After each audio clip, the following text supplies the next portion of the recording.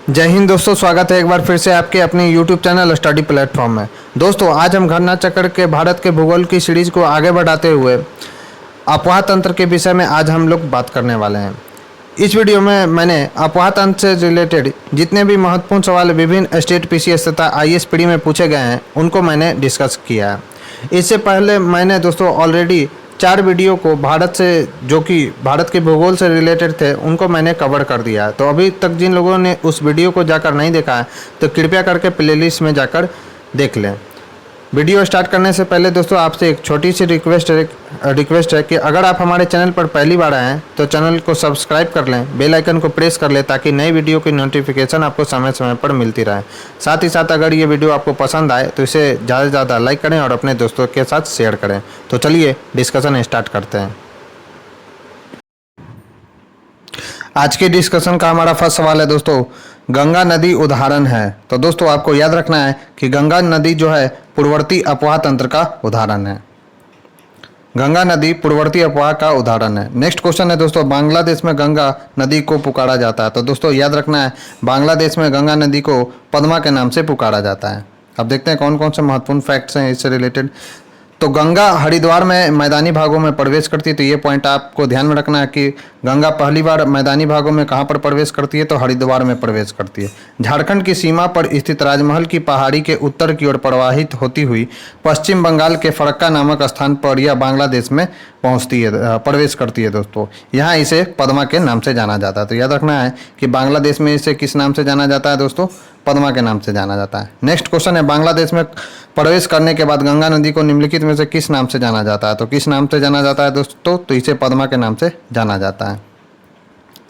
तो बांग्लादेश में प्रवेश करने के बाद गंगा नदी को पद्मा के नाम से जाना जाता है। बांग्लादेश में ही पद्मा की मुख्य धारा में मुख्य ब्रह्मपुत्र नदी मिल जाती है, जहाँ से इनकी संयुक्त धारा को क्या कहा जाता है दोस्तों, तो जमुना के नाम से जाना जाता है। याद रखना है कि बांग्लादेश में जब गंगा नदी प्रवेश करती है तो वहाँ उसे क्या कहा जाता है, पद्मा। और इस पद्मा में जब ब्रह्मपुत्र नदी आकर मिलती है तो इन दोनों की संयुक्त धारा को किस नाम से जाना जाता है दोस्तों, तो जमुना कहा जाता है।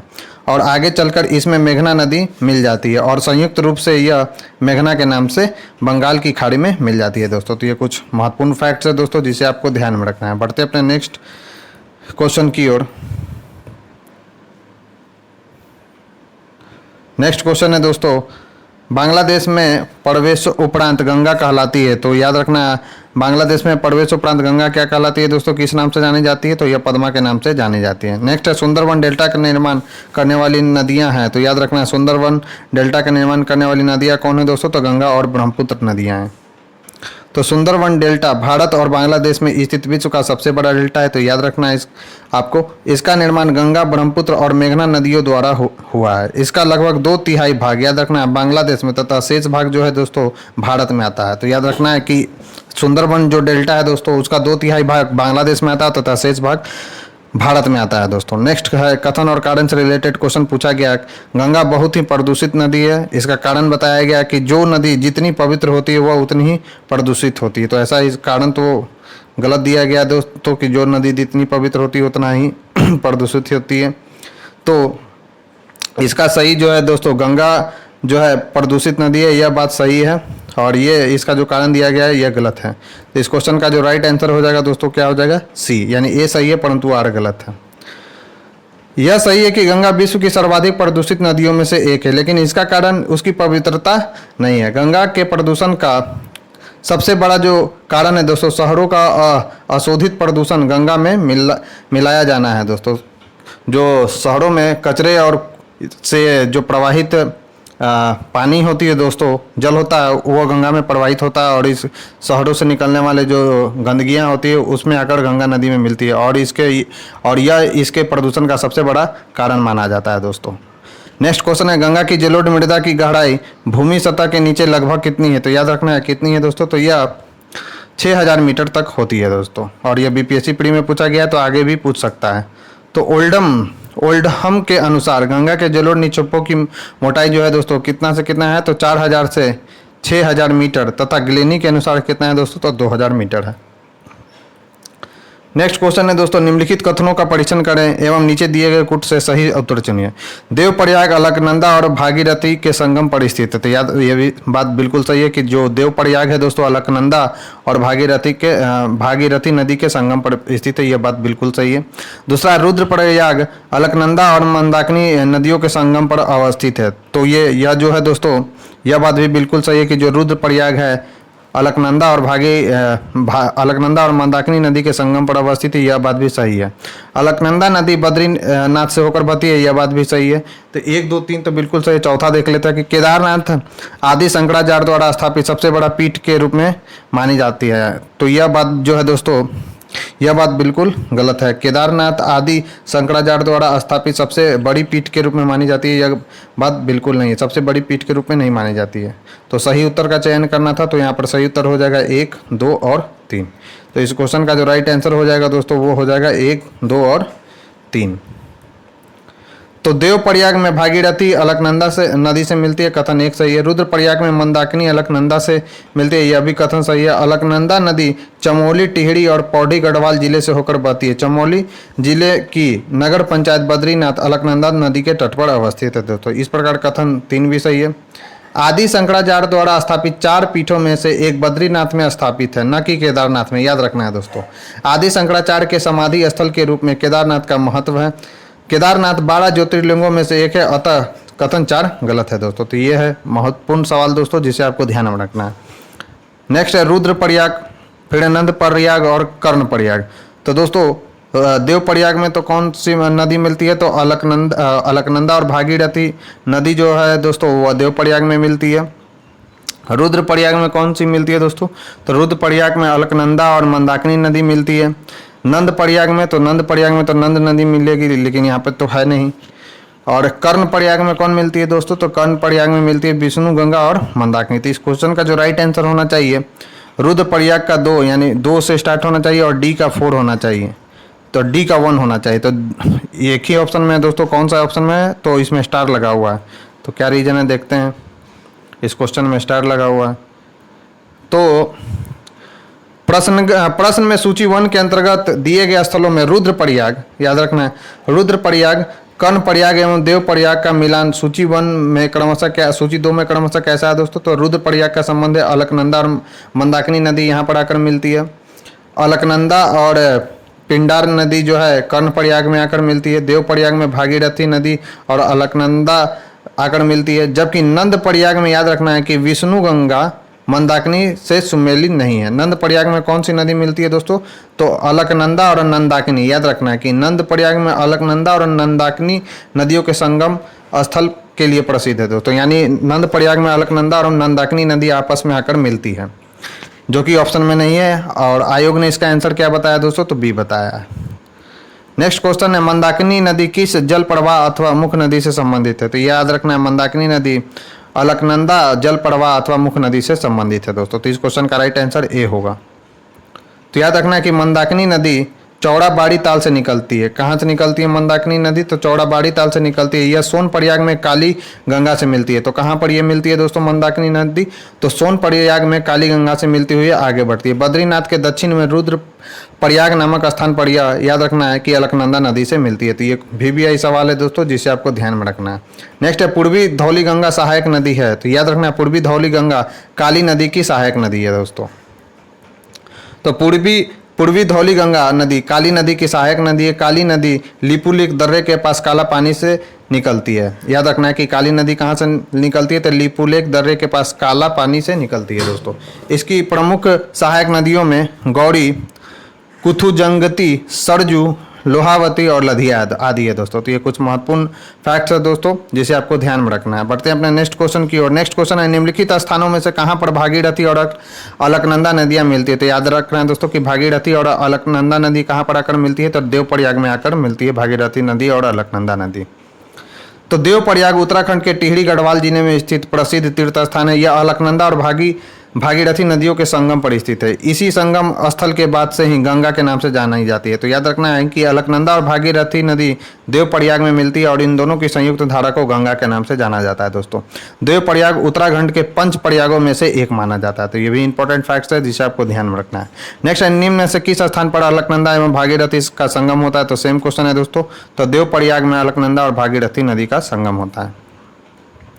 नेक्स्ट, निम्नलिखित नगरों में अलकनंदा एवं भागीरथी कहाँ मिलकर गंगा नदी का निर्माण करती है? तो याद रखना है देवप्रयाग में अलकनंदा और भागीरथी नदी मिलती है दोस्तों। नेक्स्ट है, उस नदी का नाम बताइए जो केदारनाथ से रुद्रप्रयाग के मध्य बहती है। तो याद रखना है कौन सी नदी है दोस्तों? तो मंदाकिनी नदी जो है दोस्तों केदारनाथ से रुद्रप्रयाग के मध्य में बहती है। और यह VVI सवाल है दोस्तों बीपीएससी के लिए, जिसे आपको ध्यान में रखना है। निम्नलिखित में से किस नदी के तट पर बद्रीनाथ का प्रसिद्ध मंदिर स्थित है? तो बद्रीनाथ का जो प्रसिद्ध मंदिर स्थित है दोस्तों वह किस नदी के किनारे स्थित है? तो अलकनंदा नदी के किनारे स्थित है। और ये सब के सब VVI पॉइंट्स है दोस्तों जिसे आपको ध्यान में रखना है। तो बद्रीनाथ का प्रसिद्ध मंदिर अलकनंदा नदी के तट पर स्थित है, जबकि केदारनाथ जो है दोस्तों मंदाकिनी नदी के तट पर स्थित है। तो ये भी पॉइंट आपको ध्यान में रखना है, महत्वपूर्ण पॉइंट है। नेक्स्ट है, भारत की सबसे बड़ी वाह नदी है। तो याद रखना है कि भारत की सबसे बड़ी अपवाह तंत्र कौन सी नदी है दोस्तों? तो गंगा नदी जो है भारत की सबसे बड़ी वाह नदी है। और इसका अपवाह क्षेत्र कितना है? तो याद रखना है 25 किलोमीटर है, यानी 2525 किलोमीटर। उसके बाद कौन सी है दोस्तों? तो गोदावरी 1465 किलोमीटर, नर्मदा नदी है उसके बाद 1312 किलोमीटर, और महानदी है दोस्तों 858 किलोमीटर। भारत की सबसे लंबी नदी कौन सी है? तो याद रखना है भारत की सबसे लंबी नदी कौन सी है दोस्तों? गंगा है। कितना किलोमीटर है इसका अपवाह क्षेत्र? तो 2525 किलोमीटर। नेक्स्ट क्वेश्चन है दोस्तों, यहाँ दिया हुआ कुछ गंगा से रिलेटेड महत्वपूर्ण फैक्ट कि गंगा नदी की सबसे लंबी नदी है। गंगा भारत की सबसे लंबी नदी है। गंगा नदी की लंबाई 2525 किलोमीटर है दोस्तों। ब्रह्मपुत्र तथा सिंधु नदी लंबाई की दृष्टि से गंगा से अधिक है, परंतु इनका विस्तार गंगा में भारत में अपेक्षाकृत कम है। गोदावरी प्रायद्वीपीय भारत की सबसे प्रमुख नदी है। इसे दक्षिणी गंगा के भी नाम से जाना जाता है। तो याद रखना है कि दक्षिण गंगा के नाम से किससे जाना जाता है? तो गोदावरी नदी को जाना जाता है। लेकिन अगर आपसे सवाल ये पूछे कि दक्षिण भारत की गंगा किसे कहा जाता है दोस्तों? तो आपका जवाब होगा दक्षिण भारत की गंगा किसे कहा जाता है दोस्तों? तो याद रखना है कि कावेरी को जो है दोस्तों, कावेरी को दक्षिण भारत की गंगा कहा जाता है। और यह VVI सवाल है दोस्तों कि दक्षिणी गंगा के नाम से गोदावरी नदी को जाना जाता है, जबकि दक्षिण भारत की गंगा अगर पूछा जाए तो वह कौन सी नदी है दोस्तों? तो वह कावेरी नदी है। तो ये कुछ महत्वपूर्ण फैक्ट्स है दोस्तों जिसे आपको ध्यान में रखना है। नेक्स्ट है, भागीरथी नदी निकलती है। तो याद रखना है भागीरथी नदी कहाँ से निकलती है दोस्तों? तो भागीरथी नदी निकलती है दोस्तों कहाँ से? तो यह निकलती है गोमुख से निकलती है भागीरथी नदी। तो भागीरथी गंगोत्री से लगभग 18 किलोमीटर दूर शिवलिंग शिखर के निकट गंगोत्री हिमनद के गोमुख से निकलती है। तो भागीरथी नदी का उद्गम स्थल कहाँ से है दोस्तों? तो गोमुख से है। नेक्स्ट है, गंगा नदी की एकमात्र सहायक नदी जिसका उद्गम मैदान में होता है को चिन्हित करे। तो कौन सा है दोस्तों? तो जो गोमती नदी है वह है दोस्तों गंगा की एकमात्र सहायक नदी जिसका उद्गम मैदानी भागों से होता है दोस्तों। तो इसका राइट आंसर क्या हो जाएगा? तो C हो जाएगा दोस्तों। तो गोमती नदी का उद्गम क्षेत्र कहाँ पर है दोस्तों? तो गोमत ताल फुलहर झील के पास जीली पीली उत्तर प्रदेश में है दोस्तों। यह गंगा की एकमात्र सहायक नदी है जिसका उद्गम मैदान में है दोस्तों। यानी यह गंगा की एकमात्र सहायक नदी है जिसका उद्गम स्थल मैदानों से होता है दोस्तों। नेक्स्ट है, कथन और कारण से रिलेटेड क्वेश्चन है दोस्तों। दिल्ली और आगरा के मध्य वर्ष के अधिकांश समय यमुना नदी मृत हो जाती है। कारण इसका दिया हुआ यमुना असतत वाहिनी नदी है। तो इसका रीजन क्या बताया गया? ए सही है, यानी दिल्ली और आगरा के मध्य वर्ष के अधिकांश समय यमुना नदी मृत हो जाती है। यह बात बिल्कुल सही है दोस्तों। और इसका कारण जो है यह गलत दिया गया है। अब रीजन क्या है? तो प्रश्नगत कारण आर गलत है क्योंकि यमुना एक सतत वाहिनी नदी है। इसका उद्गम यमुनोत्री ग्लेशियर है दोस्तों। दिल्ली और आगरा के मध्य का अधिकांश समय यमुना नदी के मृत हो जाने का कारण प्रदूषण है। यह बात बिल्कुल सही है दोस्तों।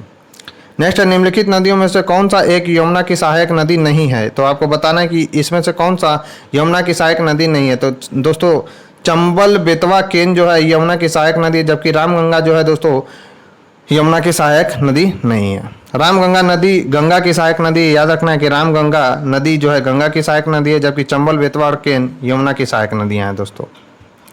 नेक्स्ट क्वेश्चन है, यमुना नदी का उद्गम स्थान है, तो याद रखना है यमुना नदी का उद्गम स्थान कहाँ से है दोस्तों, तो बंदरपुर। तो इस क्वेश्चन का राइट आंसर बी हो जाएगा। तो यमुना नदी यमुनोत्री हिमनद के बंदरपुर चोटी के पास से उद्गमित हुई है दोस्तों, सॉरी। नेक्स्ट, निम्न में से कौन सी नदी यमुना नदी से नहीं मिलती है, तो याद रखना है कि चंबल बेतवा जो है दोस्तों यमुना नदी से मिलती है, जबकि सोन जो नदी है दोस्तों यह गंगा में आकर मिलती है। तो इस क्वेश्चन का जो राइट आंसर है वो कौन सा हो जाएगा दोस्तों, तो सोन नदी हो जाएगा। तो दिए गए विकल्प में मध्य प्रदेश की प्रमुख नदियों में से सोन गंगा की सहायिका है, जबकि केन बेतवा चंबल यमुना की सहायक नदियां हैं दोस्तों। नेक्स्ट है, निम्नलिखित में से कौन सी नदी चंबल में नहीं मिलती है, तो याद रखना है इसमें से कौन सी नदी चंबल में नहीं मिलती है, तो याद रखना है बेतवा जो है दोस्तों चंबल नदी में आकर नहीं मिलती है। तो इस क्वेश्चन का जो राइट आंसर हो जाएगा वो कौन सा हो जाएगा दोस्तों, तो बेतवा। जबकि छिपड़ा, याद रखना है छिपड़ा नदी, काली सिंधी नदी और पार्वती नदी ये सभी के सभी चंबल नदी में आकर मिलती है। तो बेतवा नदी मध्य प्रदेश में, याद रखना है, विंध्य पर्वत श्रृंखला से समुद्र तल से 576 मीटर की ऊंचाई से रायसेन जिले से निकलती है। तो याद रखना है कि बेतवा नदी कहाँ से निकलती है, तो मध्य प्रदेश में विंध्य पर्वत श्रृंखला से समुद्र तल से 576 मीटर की ऊंचाई से रायसेन जिले से निकलती है। यह उत्तर प्रदेश के हमीरपुर जिले में यमुना नदी से मिलती है। शेष नदियाँ चंबल में मिलती हैं दोस्तों। ये कुछ महत्वपूर्ण फैक्ट्स है दोस्तों चंबल नदी से रिलेटेड, जिसे आपको ध्यान में रखना है। नेक्स्ट है, बेतवा नदी मिलती है, तो बेतवा नदी किस में मिलती है दोस्तों, तो बेतवा याद रखना है यमुना नदी में मिलती है। नेक्स्ट है, इनमें गंगा की कौन सी सहायक नदी उत्तर वाहिनी है, तो याद रखना है कि उत्तर वाहिनी कौन सी नदी है दोस्तों, तो सोन जो नदी है यह उत्तर वाहिनी नदी है। जबकि कोसी, घाघरा और गंडक कहाँ से आकर मिलती है, तो दक्षिण के आग से आकर इससे आकर मिलती हैं जबकि कोसी गंडक और जो कोसी, घाघरा और जो गंडक है दोस्तों यह गंगा के बाएं तट से आकर मिलने वाली नदियां हैं। तो अमरकंटक के पठार से निकलने वाली सोन गंगा के दक्षिणी तट यानी दाहिने तट की मुख्य सहायिका नदी है। याद रखना है, जो पठार के किनारे पर जलप्रपात की एक श्रृंखला बनाती हुई उत्तर दिशा की ओर बहती है दोस्तों। तो याद रखना है कि सोन नदी का उद्गम कहाँ है, तो अमरकंटक का पठार है। नेक्स्ट क्वेश्चन है, निम्नलिखित में से कौन सी नदी गंगा नदी में बाएं से नहीं मिलती है, तो याद रखना है बाएं से कौन सी नदी नहीं मिलती है दोस्तों, तो सोन जो है गंगा में बाएं तरफ से आकर नहीं मिलती है।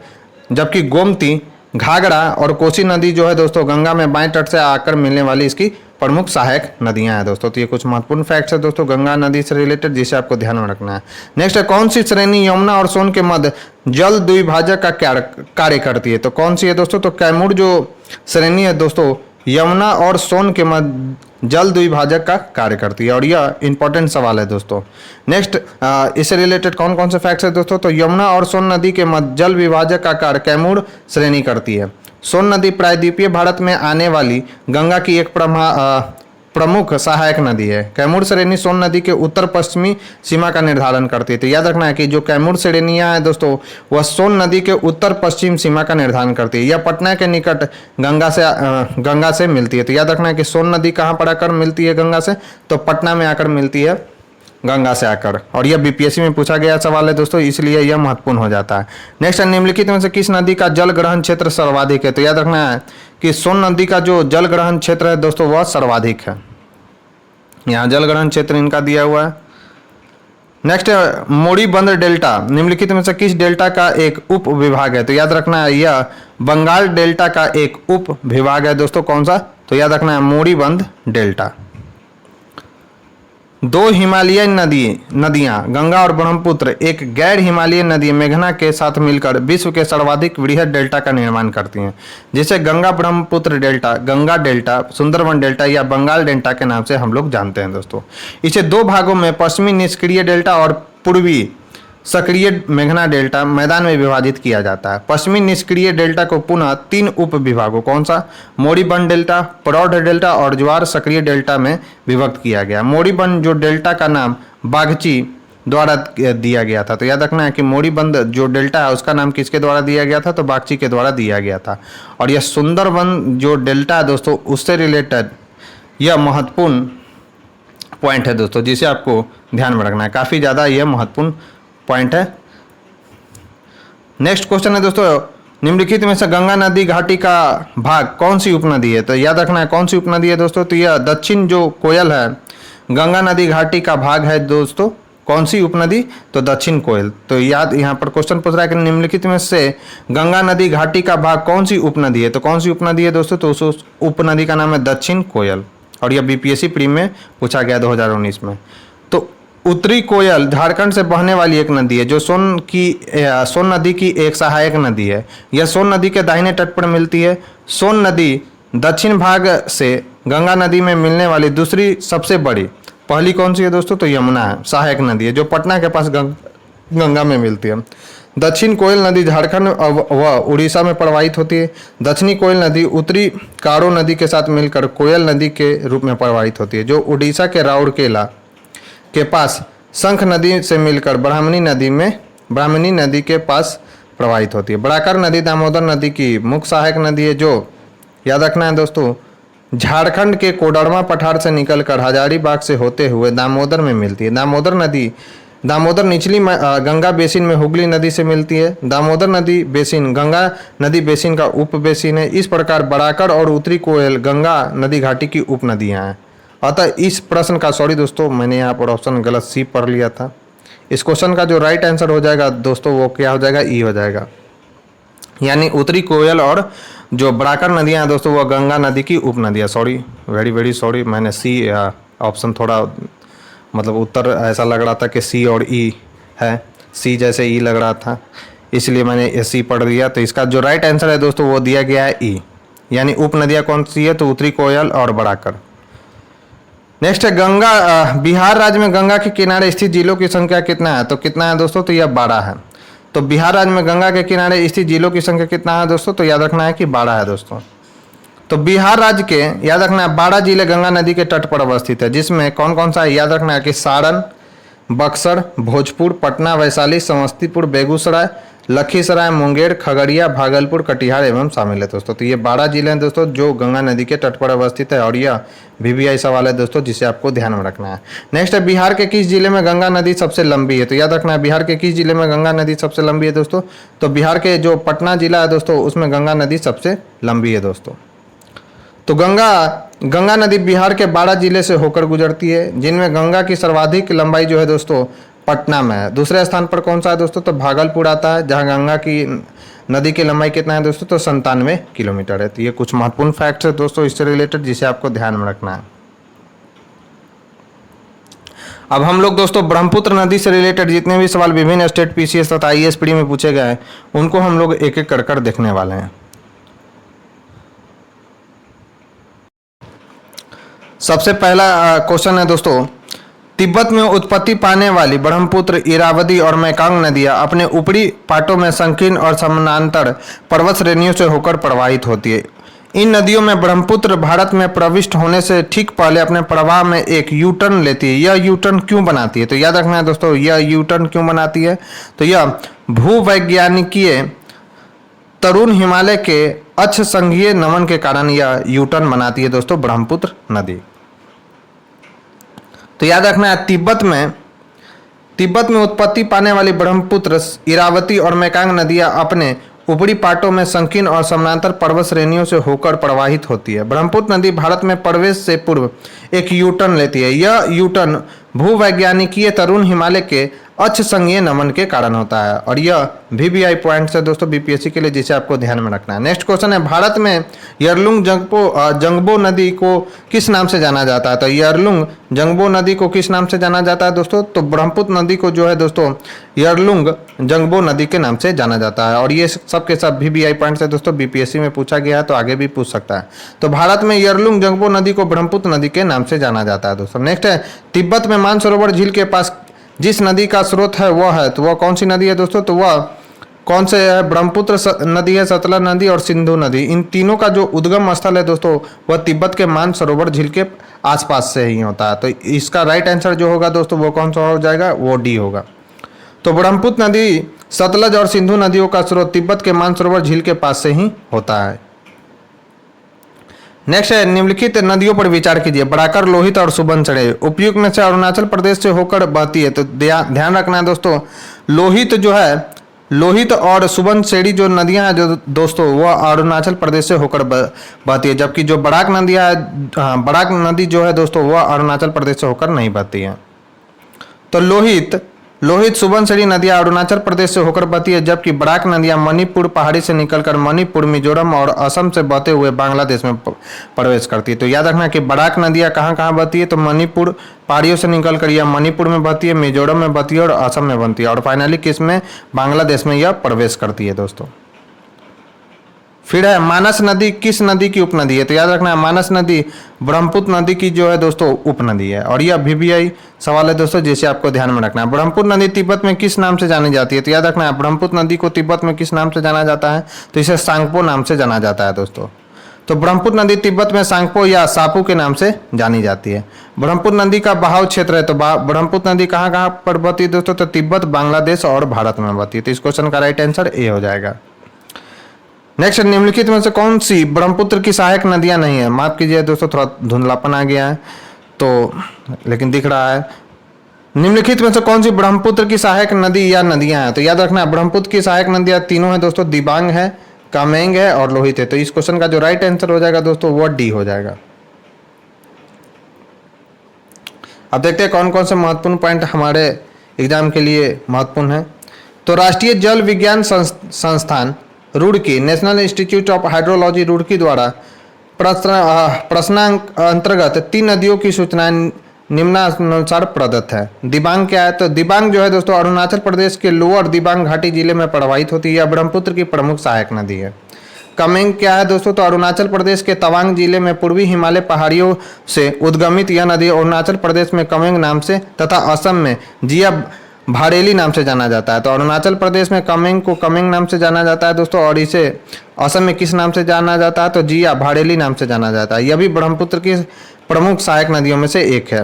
तीसरा है दोस्तों लोहित, तो पूर्वी तिब्बत में जयाल यू पर्वत श्रेणी से उद्गमित यह नदी ब्रह्मपुत्र की एक सहायक नदी है। उग्र एवं अनियंत्रित यह नदी खून की नदी के नाम से जाना जाता है, और यह VVI सवाल है दोस्तों कि खून की नदी से किस नदी को जाना जाता है, तो लोहित नदी को जाना जाता है।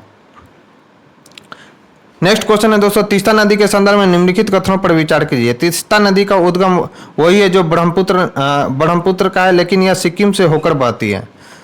सेकंड है दोस्तों, रंगित नदी की उत्पत्ति सिक्किम में होती है, और यह तीस्ता नदी की एक सहायक नदी है। तीसरा, तीस्ता नदी भारत एवं बांग्लादेश की सीमा पर बंगाल की खाड़ी में जाकर मिलती है। तो इस क्वेश्चन का राइट आंसर क्या है दोस्तों, तो तीस्ता नदी का जो उद्गम है ब्रह्मपुत्र नदी के उद्गम है, यह बात बिल्कुल गलत है, यानी ये तो गलत है। तो इस क्वेश्चन का केवल राइट आंसर कौन सा है दोस्तों, ये तो गलत है कि तीस्ता नदी का उद्गम वही है जो ब्रह्मपुत्र का है, यह बात गलत है। और एक गलत है तो ऑप्शन यहाँ से आप एलिमिनेट कर सकते हैं, कौन सा, तो एक तो होगा नहीं और डी नहीं होगा, यानी ए और डी में से तो होगा नहीं। अब यहाँ पर है दोस्तों तीस्ता नदी भारत और बांग्लादेश की सीमा पर बंगाल की खाड़ी में जाकर मिलती है। तो तीस्ता नदी जो है दोस्तों वो सिक्किम ये राज्य है और यहाँ से आकर बहती है, न कि भारत और बांग्लादेश की सीमा पर आकर बहती। तो तीसरा ऑप्शन भी यह गलत है। तो इस क्वेश्चन का जो राइट आंसर हो जाएगा दोस्तों, रंगित नदी की उत्पत्ति सिक्किम में होती है और यह तीस्ता की नदी की एक सहायक नदी, यह बात बिल्कुल सही है, यानी इस क्वेश्चन का राइट आंसर बी होगा दोस्तों।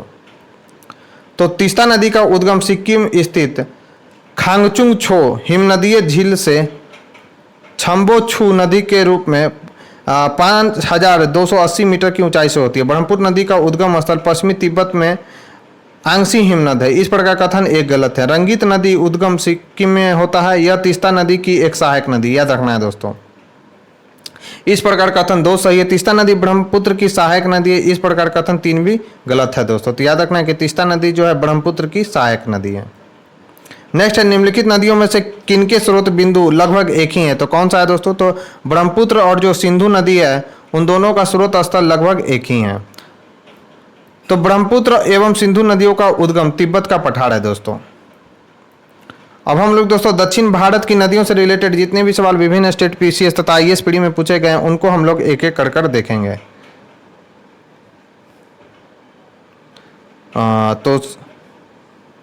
तो सबसे पहला क्वेश्चन है दोस्तों, पश्चिमी घाट की नदियां डेल्टा का निर्माण नहीं करती हैं, वे कारण इसका दिया गया, वे छोटे मार्ग से तीव्र गति से कड़ी चट्टानों के ऊपर से प्रवाहित होती है। तो इसका जो राइट आंसर है दोस्तों वो क्या है, तो वो ए है, यानी ए सही है और आर भी सही है और ए आर की सही व्याख्या कर रहा है। यानी पश्चिमी घाट की नदियाँ डेल्टा का निर्माण नहीं करती है, बल्कि पूर्वी घाट की जो नदियाँ हैं दोस्तों वो डेल्टा का निर्माण करती है। तो ये बात बिल्कुल सही है। वे छोटे मार्ग से तीव्र गति से कड़ी चट्टानों के ऊपर से प्रवाहित होती है और ये इसका रीजन दिया गया है कि क्यों ये डेल्टा का निर्माण नहीं कर पाती है। तो इस क्वेश्चन का राइट आंसर क्या हो जाएगा दोस्तों, तो ए होगा। अब रीजन देख लेते हैं और भी। तो प्रायद्वीपीय नदियां, प्रायद्वीपीय भारत की प्रमुख नदियों का उद्गम पश्चिमी घाट से ही होता है। पश्चिमी घाट से निकलकर पूर्व की ओर प्रवाहित होने वाली नदियां लंबे मार्ग का अनुसरण करती है तथा डेल्टा का निर्माण भी करती है। पश्चिमी घाट से निकलकर पश्चिम की ओर प्रवाहित होने वाली नदियां कठोर चट्टानों से होकर प्रवाहित होती हैं तथा छोटे मार्ग का अनुसरण करती है। ये नदियां किसी कारण डेल्टा का निर्माण नहीं कर पाती। प्रथम तथ्य के आधार पर कथन और कारण दोनों गलत है, जबकि दूसरे तथ्य के आधार पर विकल्प ए सही है। तो इस क्वेश्चन का राइट आंसर क्या हो जाएगा दोस्तों, ए हो जाएगा।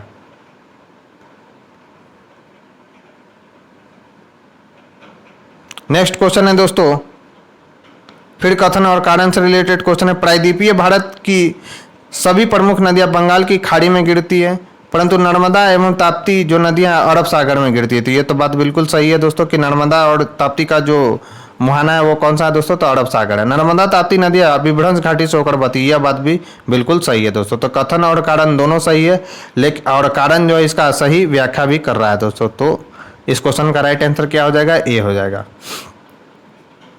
तो याद रखना दोस्तों, प्रायद्वीपीय भारत की सभी प्रमुख नदियां बंगाल की खाड़ी में गिरती है, परंतु नर्मदा एवं ताप्ती नदियां अरब सागर में गिरती है। इसका मुख्य कारण यह है कि दोस्तों ये नदियां पठार के ढाल का अनुसरण न करके भ्रंश में प्रवाहित होती है। इस रीजन से ये दोनों जो है दोस्तों अरब सागर में जाकर मिलती हैं।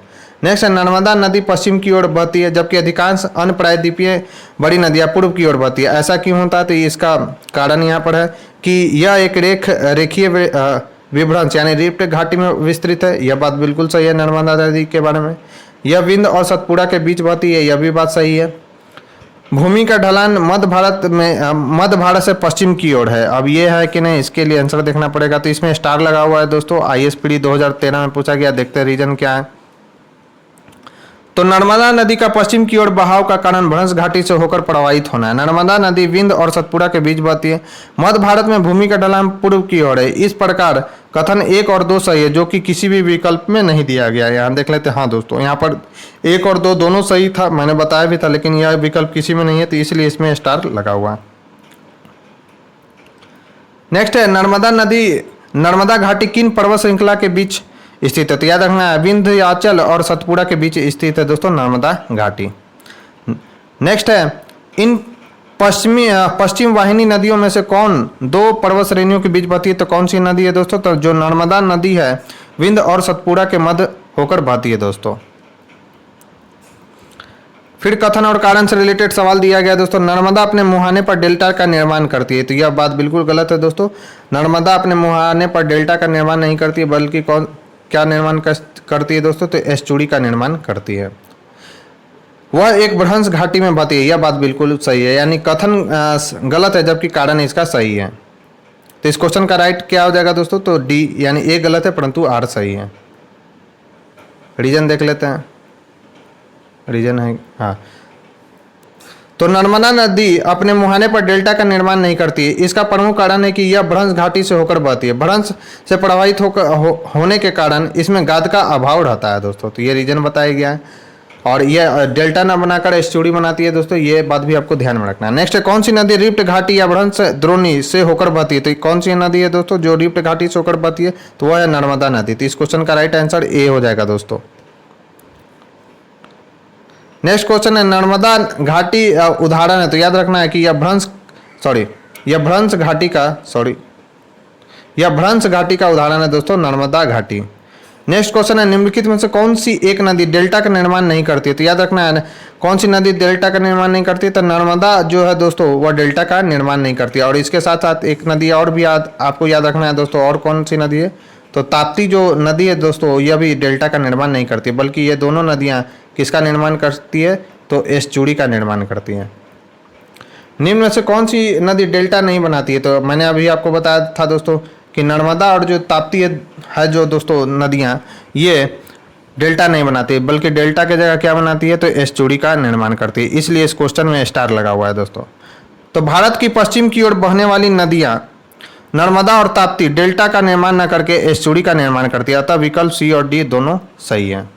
नेक्स्ट है अधोलिखित में से कौन सी नदी विभ्रंश घाटी से होकर प्रवाहित होती है, तो कौन सी नदी है दोस्तों, तो याद रखना है कि ताप्ती जो नदी है यह भी विभ्रंश घाटी यानी भ्रंश घाटी से होकर प्रवाहित होती है, और नर्मदा जो है दोस्तों यह भी विभ्रंश घाटी से होकर प्रवाहित होती है, और ये दोनों नदियाँ डेल्टा न बनाकर एस्चुरी का निर्माण करती है।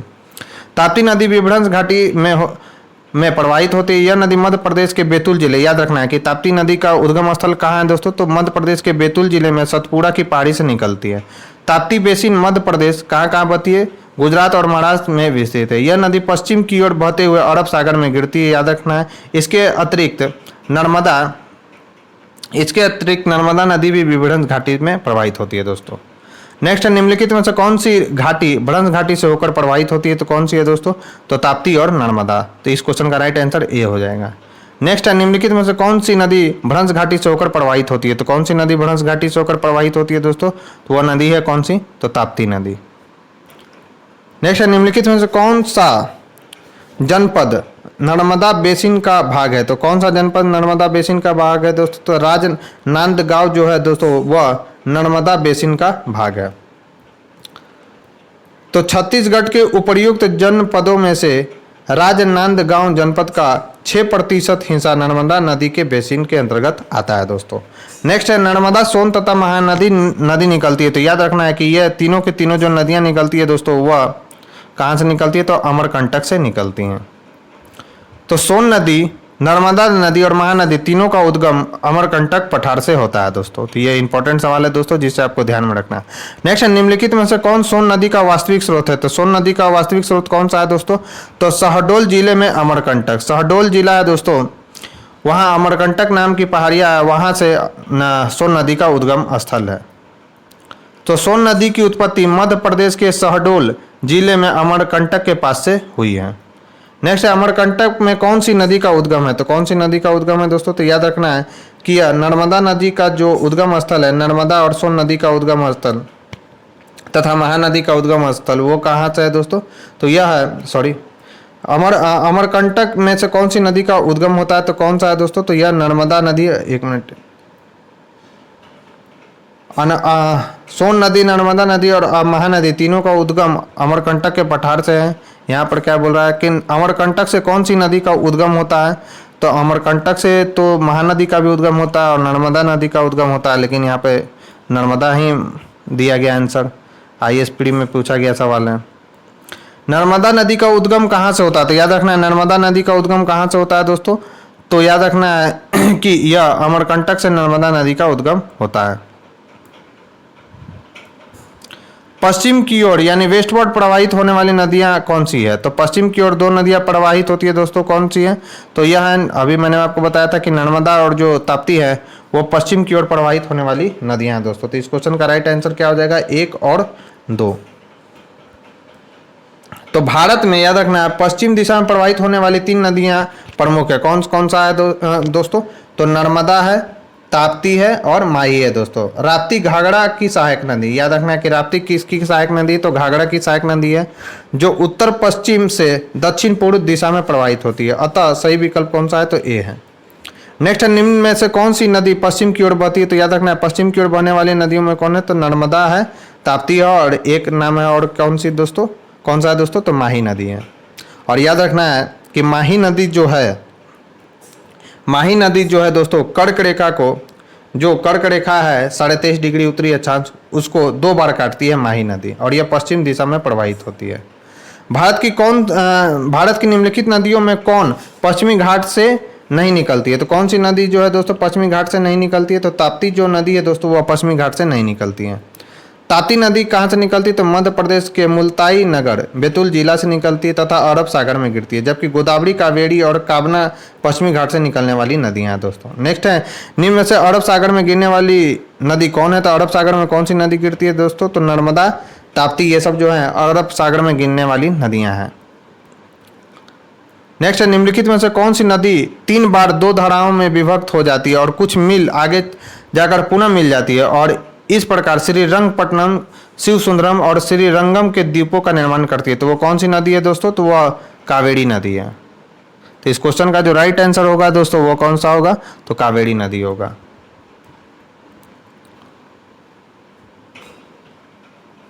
IAS में पूछा गया है तो यह BPSC में पूछ सकता है दोस्तों।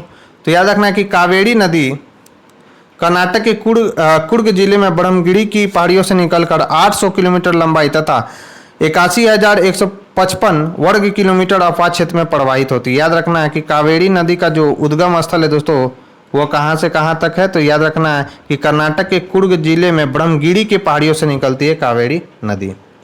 यह तिरुचिरापल्ली के निकट बंगाल की खाड़ी में मिल जाती है। याद रखना है इसका अपवाह क्षेत्र केरल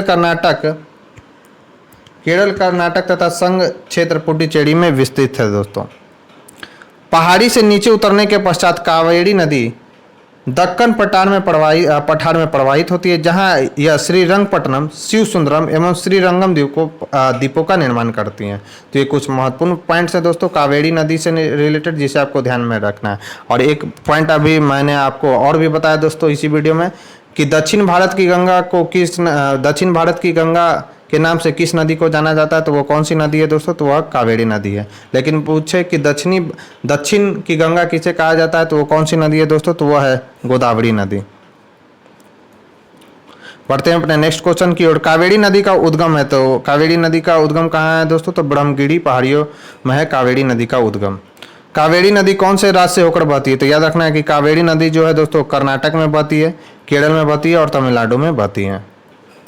निम्नलिखित नदियों में से किसको दक्षिण की गंगा कहा जाता है? तो दक्षिण की गंगा किसे कहा जाता है दोस्तों? तो कावेरी नदी को कहा जाता है।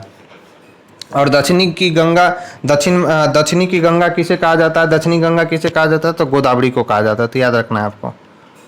तो इस प्रश्न का उत्तर प्रदेश लोक सेवा आयोग ने ए विकल्प अर्थात कावेरी दिया गया है। वहीं NCERT के अनुसार गोदावरी को दक्षिण गंगा कहा गया। तो मैंने बताया था अभी आपको दोस्तों कि दक्षिणी गंगा के नाम से किसे जाना जाता है? तो दक्षिणी गंगा के नाम से गोदावरी नदी को दिया जाता है। लेकिन NCERT में क्या दिया गया है कि दक्षिण की गंगा कौन सी है? तो गोदावरी नदी है। तो अभी जब आपसे क्वेश्चन पूछा जाए तो आप टिक आउट किसको करेंगे? तो गोदावरी नदी को टिक आउट करेंगे, क्योंकि NCERT ने जो आंसर जारी कर दिया है वही सटीक है दोस्तों।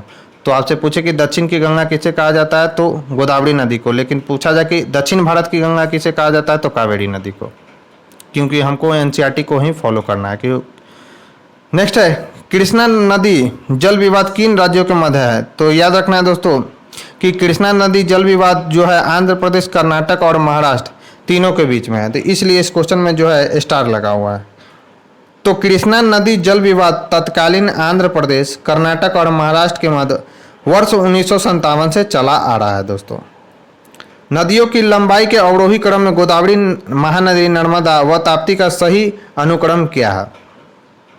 तो सबसे बड़ा कौन हो जाएगा दोस्तों? तो सबसे बड़ा हो जाएगा अवरोही में, सबसे बड़ा हो जाएगा तो सबसे बड़ा हो जाएगा दोस्तों गोदावरी, उसके बाद हो जाएगा नर्मदा, उसके बाद महानदी और लास्ट में कौन सा हो जाएगा? ताप्ती। और यह IAS प्री 2003 में पूछा गया है, तो आगे भी पूछ सकता है दोस्तों। तो अपवाद तंत्र सबसे ज़्यादा किसका है दोस्तों? तो गोदावरी नदी का, उसके बाद नर्मदा नदी का, उसके बाद महानदी का, उसके बाद ताप्ती नदी का।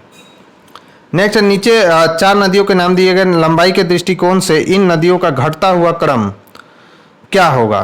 तो सबसे ज़्यादा कौन सा हो जाएगा दोस्तों? तो याद रखना है सबसे पहले होगा गोदावरी, गोदावरी के बाद कौन सा हो जाएगा? तो गोदावरी के बाद हो जाएगा कृष्णा, यानी गोदावरी सबसे नंबर 1 पे गोदावरी होगा, और उसके बाद कृष्णा, उसके बाद नर्मदा और लास्ट में कौन सा आ जाएगा दोस्तों? महानदी। तो इस क्वेश्चन का राइट आंसर डी हो जाएगा दोस्तों। तो गोदावरी है, इसका लंबाई कितना है दोस्तों? तो 1465 किलोमीटर। कृष्णा नदी की लंबाई कितना है? तो 1400 किलोमीटर। नर्मदा नदी की लंबाई कितनी है दोस्तों? तो 1312 किलोमीटर। और महानदी की लंबाई कितनी है? तो 851 किलोमीटर। और यह VBI ये सब सवाल है दोस्तों, कभी भी BPSC में सजाने के लिए आपको दे सकता है ऐसा क्वेश्चन। नेक्स्ट है, हाल ही में निम्नलिखित नदियों में से किनको जोड़ने का कार्य किया गया? तो कौन सी नदियां हैं दोस्तों? तो याद रखना है आपको,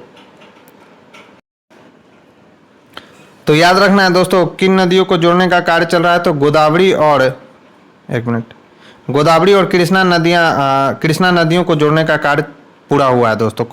कब हुआ? तो 16 सितंबर 2015 को गोदावरी और कृष्णा नदियों को जोड़ने का कार्य पूरा हुआ। उल्लेखनीय कि नदी जोड़ परियोजना के तहत प्रायद्वीपीय भारत की नदियों में 16 लिंक तथा हिमालयी नदियों में 14 लिंक निर्मित किए जाने प्रस्तावित है। नेक्स्ट क्वेश्चन है, प्रायद्वीपीय भारत में पूर्व दिशा में बहने वाली नदियों का उत्तर से दक्षिण का सही क्रम क्या है? तो उत्तर से दक्षिण का सही क्रम कौन सा है दोस्तों?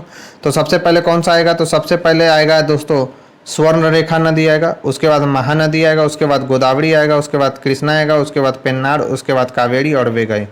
और ये आईएएस पीढ़ी में पूछा गया सवाल है दोस्तों, तो यह बीपीएससी के लिए बहुत ही ज़्यादा महत्वपूर्ण सवाल हो जाता है। ऐसे सवाल आपको आगामी जो बीपीएससी का एग्जाम होने वाला है उसमें आपको देखने को जरूर मिल सकता है, तो ऐसे क्वेश्चन को आप जरूर कवर कर जाएं। तो प्रायद्वीपीय भारत में पूर्व दिशा में बहने वाली नदियों का उत्तर से दक्षिण की ओर क्रम इस प्रकार है। कौन कौन सा है दोस्तों? तो स्वर्ण रेखा महानदी, स्वर्ण रेखा है, महानदी है, गोदावरी है, कृष्णा है, पेन्नार है, कावेरी है और वेगई है। भारत का अफवाह मानचित्र देखने पर यह स्पष्ट हो जाता है कि स्वर्ण रेखा नदी सबसे उत्तरी भाग की ओर और वेंगई सबसे दक्षिणी भाग में प्रवाहित हो रही है दोस्तों। नेक्स्ट है, दक्षिण भारत की नदियां प्रमुख रूप से निम्न में से कौन सा अपवाह तंत्र रखती है? तो कौन सा अपवाह तंत्र रखती है दोस्तों? तो वृक्षनुमा अपवाह तंत्र रखती है दोस्तों दक्षिण भारत की नदियां। नेक्स्ट है, निम्नलिखित कथनों में से कौन सा एक सही नहीं है? तो यहाँ बता रहा है कि महानदी का उद्भव छत्तीसगढ़ के पठार से होता है, यह बात बिल्कुल सही है दोस्तों। महानदी का उद्भव छत्तीसगढ़ पठार से होता है। गोदावरी नदी का उद्गम महाराष्ट्र में होता है, यह भी बात सही है। कावेरी नदी का जो उद्गम है आंध्र प्रदेश में होता है, यह बात बिल्कुल गलत है दोस्तों। चौथा है, ताप्ती नदी का उद्भव मध्य प्रदेश में होता है, यह बात बिल्कुल सही। मध्य प्रदेश के बैतूल जिले से होता है ताप्ती नदी का उद्गम। तो यह इस क्वेश्चन का जो राइट आंसर हो जाएगा वो दोस्तों कौन सा हो जाएगा? सी हो जाएगा। तो कावेरी नदी कहाँ से निकलती है? तो ये भी आपको याद रखना कि भारत की ऐतिहासिक नदियों में से एक है जिसे हिंदू पवित्र मानते हैं। इसकी उत्पत्ति कर्नाटक के पश्चिमी घाट श्रेणियों में ब्रह्मगिरी पहाड़ी से होती है दोस्तों, जो कोडगू जिले में स्थित है। तो कावेरी नदी का उद्गम स्थल कहाँ है दोस्तों? तो कर्नाटक की पश्चिमी घाट श्रेणियों में ब्रह्मगिरी पहाड़ी से होती है, जो कोडगू जिले में स्थित है। इस प्रकार विकल्प जो सी है दोस्तों वह बिल्कुल गलत है। नेक्स्ट है, जो नदी शेष अन्य से भिन्न है वह है, तो कौन है दोस्तों? तो इसमें तो दो नदी जो शेष अन्य से भिन्न है, कौन है? नर्मदा और ताप्ती। तो नर्मदा सिंधु और ताप्ती नदियों का मुहाना अरब है। याद रखना है कि नर्मदा सिंधु ताप्ती नदियों का मुहाना अरब है, जबकि महानदी बंगाल की खाड़ी में अपने डेल्टा का निर्माण करती है। इस आधार पर महानदी तीन अन्य से भिन्न है। सिंधु नदी का उद्गम स्रोत भारत के बाहर है, जबकि अन्य नदियों का जो स्रोत है भारत में ही है। अतः विकल्प बी और डी दोनों सही है दोस्तों। नेक्स्ट है, निम्न में से कौन सी नदियां एस्चुरी नहीं बनाती है? तो याद रखना है दोस्तों कौन सी नदियां एस्चुरी नहीं बनाती है? तो महानदी जो है दोस्तों एस्चुरी नहीं बनाती, जबकि नर्मदा, ताप्ती और मांडवी। एक और नाम आपको याद रखना है कि जो मांडवी जो नदी है दोस्तों वह भी एस्चुरी नहीं बनाती है, जबकि महानदी जो है मांडवी जो नदी है दोस्तों वह एस्चुरी बनाती है, जबकि महानदी जो है दोस्तों एस्चुरी नहीं बनाती है। तो याद रखना है आपको दोस्तों कि नर्मदा, ताप्ती और मांडवी नदी एस्चुरी बनाती है, जबकि महानदी जो है दोस्तों एस्चुरी नहीं बनाती है। तो महानदी छत्तीसगढ़ के धमतरी जिले में सिहवा के निकट से निकलती है। तो महानदी का उद्गम स्थल कहाँ है? तो छत्तीसगढ़ के सिहवा जिले के निकट से निकलती है दोस्तों। 851 किलोमीटर लंबी यह नदी छत्तीसगढ़ एवं उड़ीसा में प्रवाहित होती है हुई पारादीप यानी उड़ीसा के पास बंगाल की खाड़ी में डेल्टा का निर्माण करती है। से सभी नदी एस्चुरी का निर्माण करती है दोस्तों। तो ये कुछ महत्वपूर्ण फैक्ट है दोस्तों महानदी से रिलेटेड, जिसे आपको ध्यान में रखना है। नेक्स्ट निम्नलिखित भारतीय नदियों में से कौन एस्चुरी बनाती है? तो नर्मदा और ताप्ती और मांडवी दोस्तों अभी हम लोगों ने पढ़ा था, ये जो नदियां एस्चुरी का निर्माण करती हैं। तो इस क्वेश्चन का राइट आंसर सी हो जाएगा। कौन सी नदी उड़ीसा में अपना डेल्टा नहीं बनाती? तो याद रखना है कि महानदी जो है अपना डेल्टा बनाती है, तो महानदी जो है दोस्तों उड़ीसा में अपना डेल्टा बनाती है। नेक्स्ट है, तेल नदी निम्नलिखित नदियों में से किसकी सहायक नदी है? तो याद रखना है कि इसका आंसर क्या है दोस्तों? तो ई है। अब रीजन क्या दिया गया है? तो तेल नदी महानदी की प्रमुख सहायक नदी है। यह नदी मात्र 8 किलोमीटर तक प्रवाहित होती है। यह उड़ीसा राज्य की प्रमुख नदी है। महानदी की अन्य सहायक नदियों में कौन सा है दोस्तों? तो शिवनाथ, जोंक, हसदेव, ईब, मांड आदि है। यहाँ पे ऑप्शन क्या दिया गया था? तो इसमें से कोई नहीं, इसमें से तो कोई आंसर नहीं होगा दोस्तों। नेक्स्ट है, भारत की निम्नलिखित नदियों के घाटों में किनमें जल का अभाव है? नीचे दिए गए कूट से सही उत्तर चयन किए। साबरमती घाट, ताप्ती घाट, कृष्णा घाट और कावेरी घाट। तो किस में अभाव है दोस्तों? जल का अभाव है। तो याद रखना है कि साबरमती घाट और ताप्ती जो घाट है दोस्तों, इसमें जल का अभाव है। तो साबरमती तथा ताप्ती नदी के घाटों पर जल की कमी रहती है। नेक्स्ट क्वेश्चन है, निम्नलिखित में से किस एक स्थान से भारत की दो महत्वपूर्ण नदियों का उद्गम होता है, जिनमें एक उत्तर की तरफ प्रवाहित होकर बंगाल की खाड़ी की तरफ प्रवाहित होने वाली बंगाल की खाड़ी की तरफ प्रवाहित होने वाली दूसरी महत्वपूर्ण नदी में मिलती है और दूसरी अरब सागर की तरफ प्रवाहित होती है। तो वो कौन सा है दोस्तों? तो अमरकंटक है। एक महानदी निकलती है दोस्तों, और एक नर्मदा नदी निकलती है, और एक सोन नदी भी निकलती है। तीनों का उद्गम जो है दोस्तों अमरकंटक का पठार है। तो मध्य प्रदेश के अमरकंटक से सोन नदी नर्मदा नदी का उद्गम है दोस्तों। सोन नदी उत्तर की तरफ प्रवाहित होकर बिहार में पटना से पूर्व गंगा नदी में मिलती है तथा नर्मदा नदी पश्चिम की ओर बहते हुए अरब सागर में गिरती है दोस्तों। ये कुछ महत्वपूर्ण फैक्ट्स है दोस्तों अमरकंटक से रिलेटेड, जिसे आपको ध्यान में रखना है। नेक्स्ट, निम्नलिखित कथनों पर विचार कीजिए। केरल में पूर्व की ओर प्रवाहित होने वाली नदियां नहीं है। दूसरा, मध्य प्रदेश में पश्चिम की ओर प्रवाहित होने वाली नदियां नहीं है। तो इसका रीजन क्या है? तो डी है, न तो एक और न ही दो।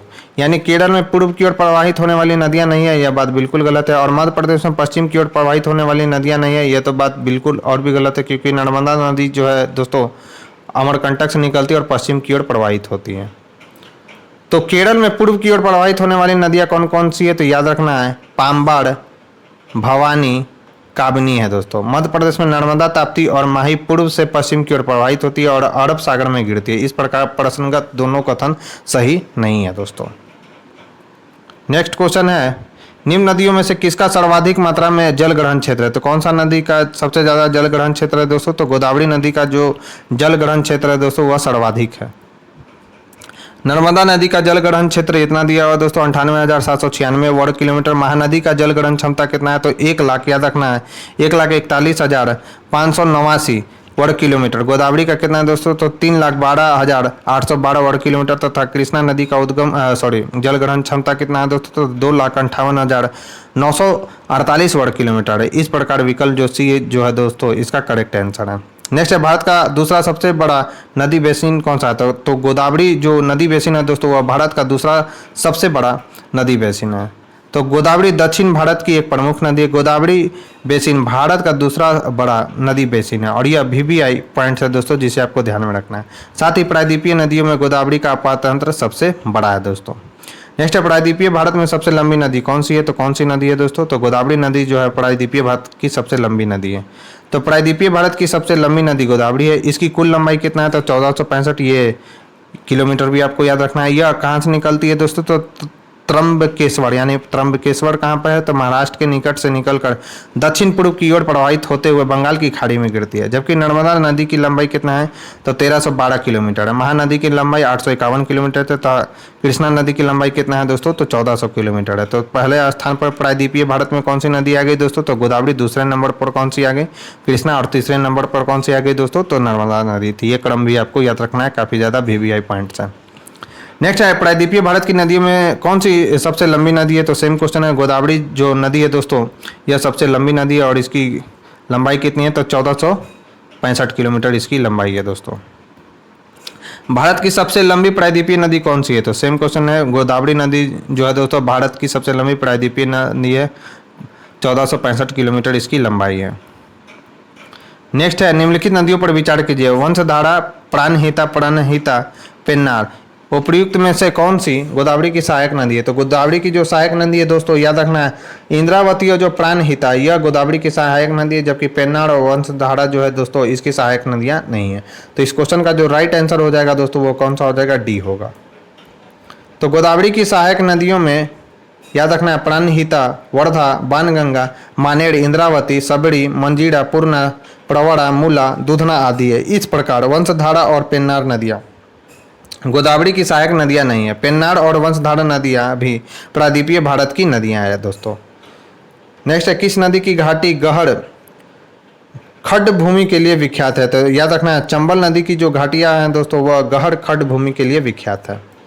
तो चंबल नदी मध्य प्रदेश के मालवा पठार में, याद रखना है कहाँ से निकलती है? तो चंबल नदी मध्य प्रदेश में मालवा पठार में महू के निकट से निकलती है और उत्तरमुखी होकर एक महाखड्ड से बहती हुई राजस्थान में कोटा पहुँचती है। यहाँ पर जहाँ इस पर गांधी सागर बांध बनाया गया, तो याद रखना कि गांधी सागर बांध किस नदी पर है, तो यह चंबल नदी पर है दोस्तों। चंबल अपनी उत्खात भूमि वाली भू आकृति के लिए प्रसिद्ध है, जिसे चंबल खड्ड कहा जाता है दोस्तों, जिसे हम लोग चंबल के बीहड़ के भी नाम से जानते हैं। अब हम लोग दोस्तों अन्य नदियों से रिलेटेड जितने भी सवाल विभिन्न स्टेट पीसीएस तथा आईएएस पीडी में पूछे गए उनको हम लोग एक एक कर देखेंगे।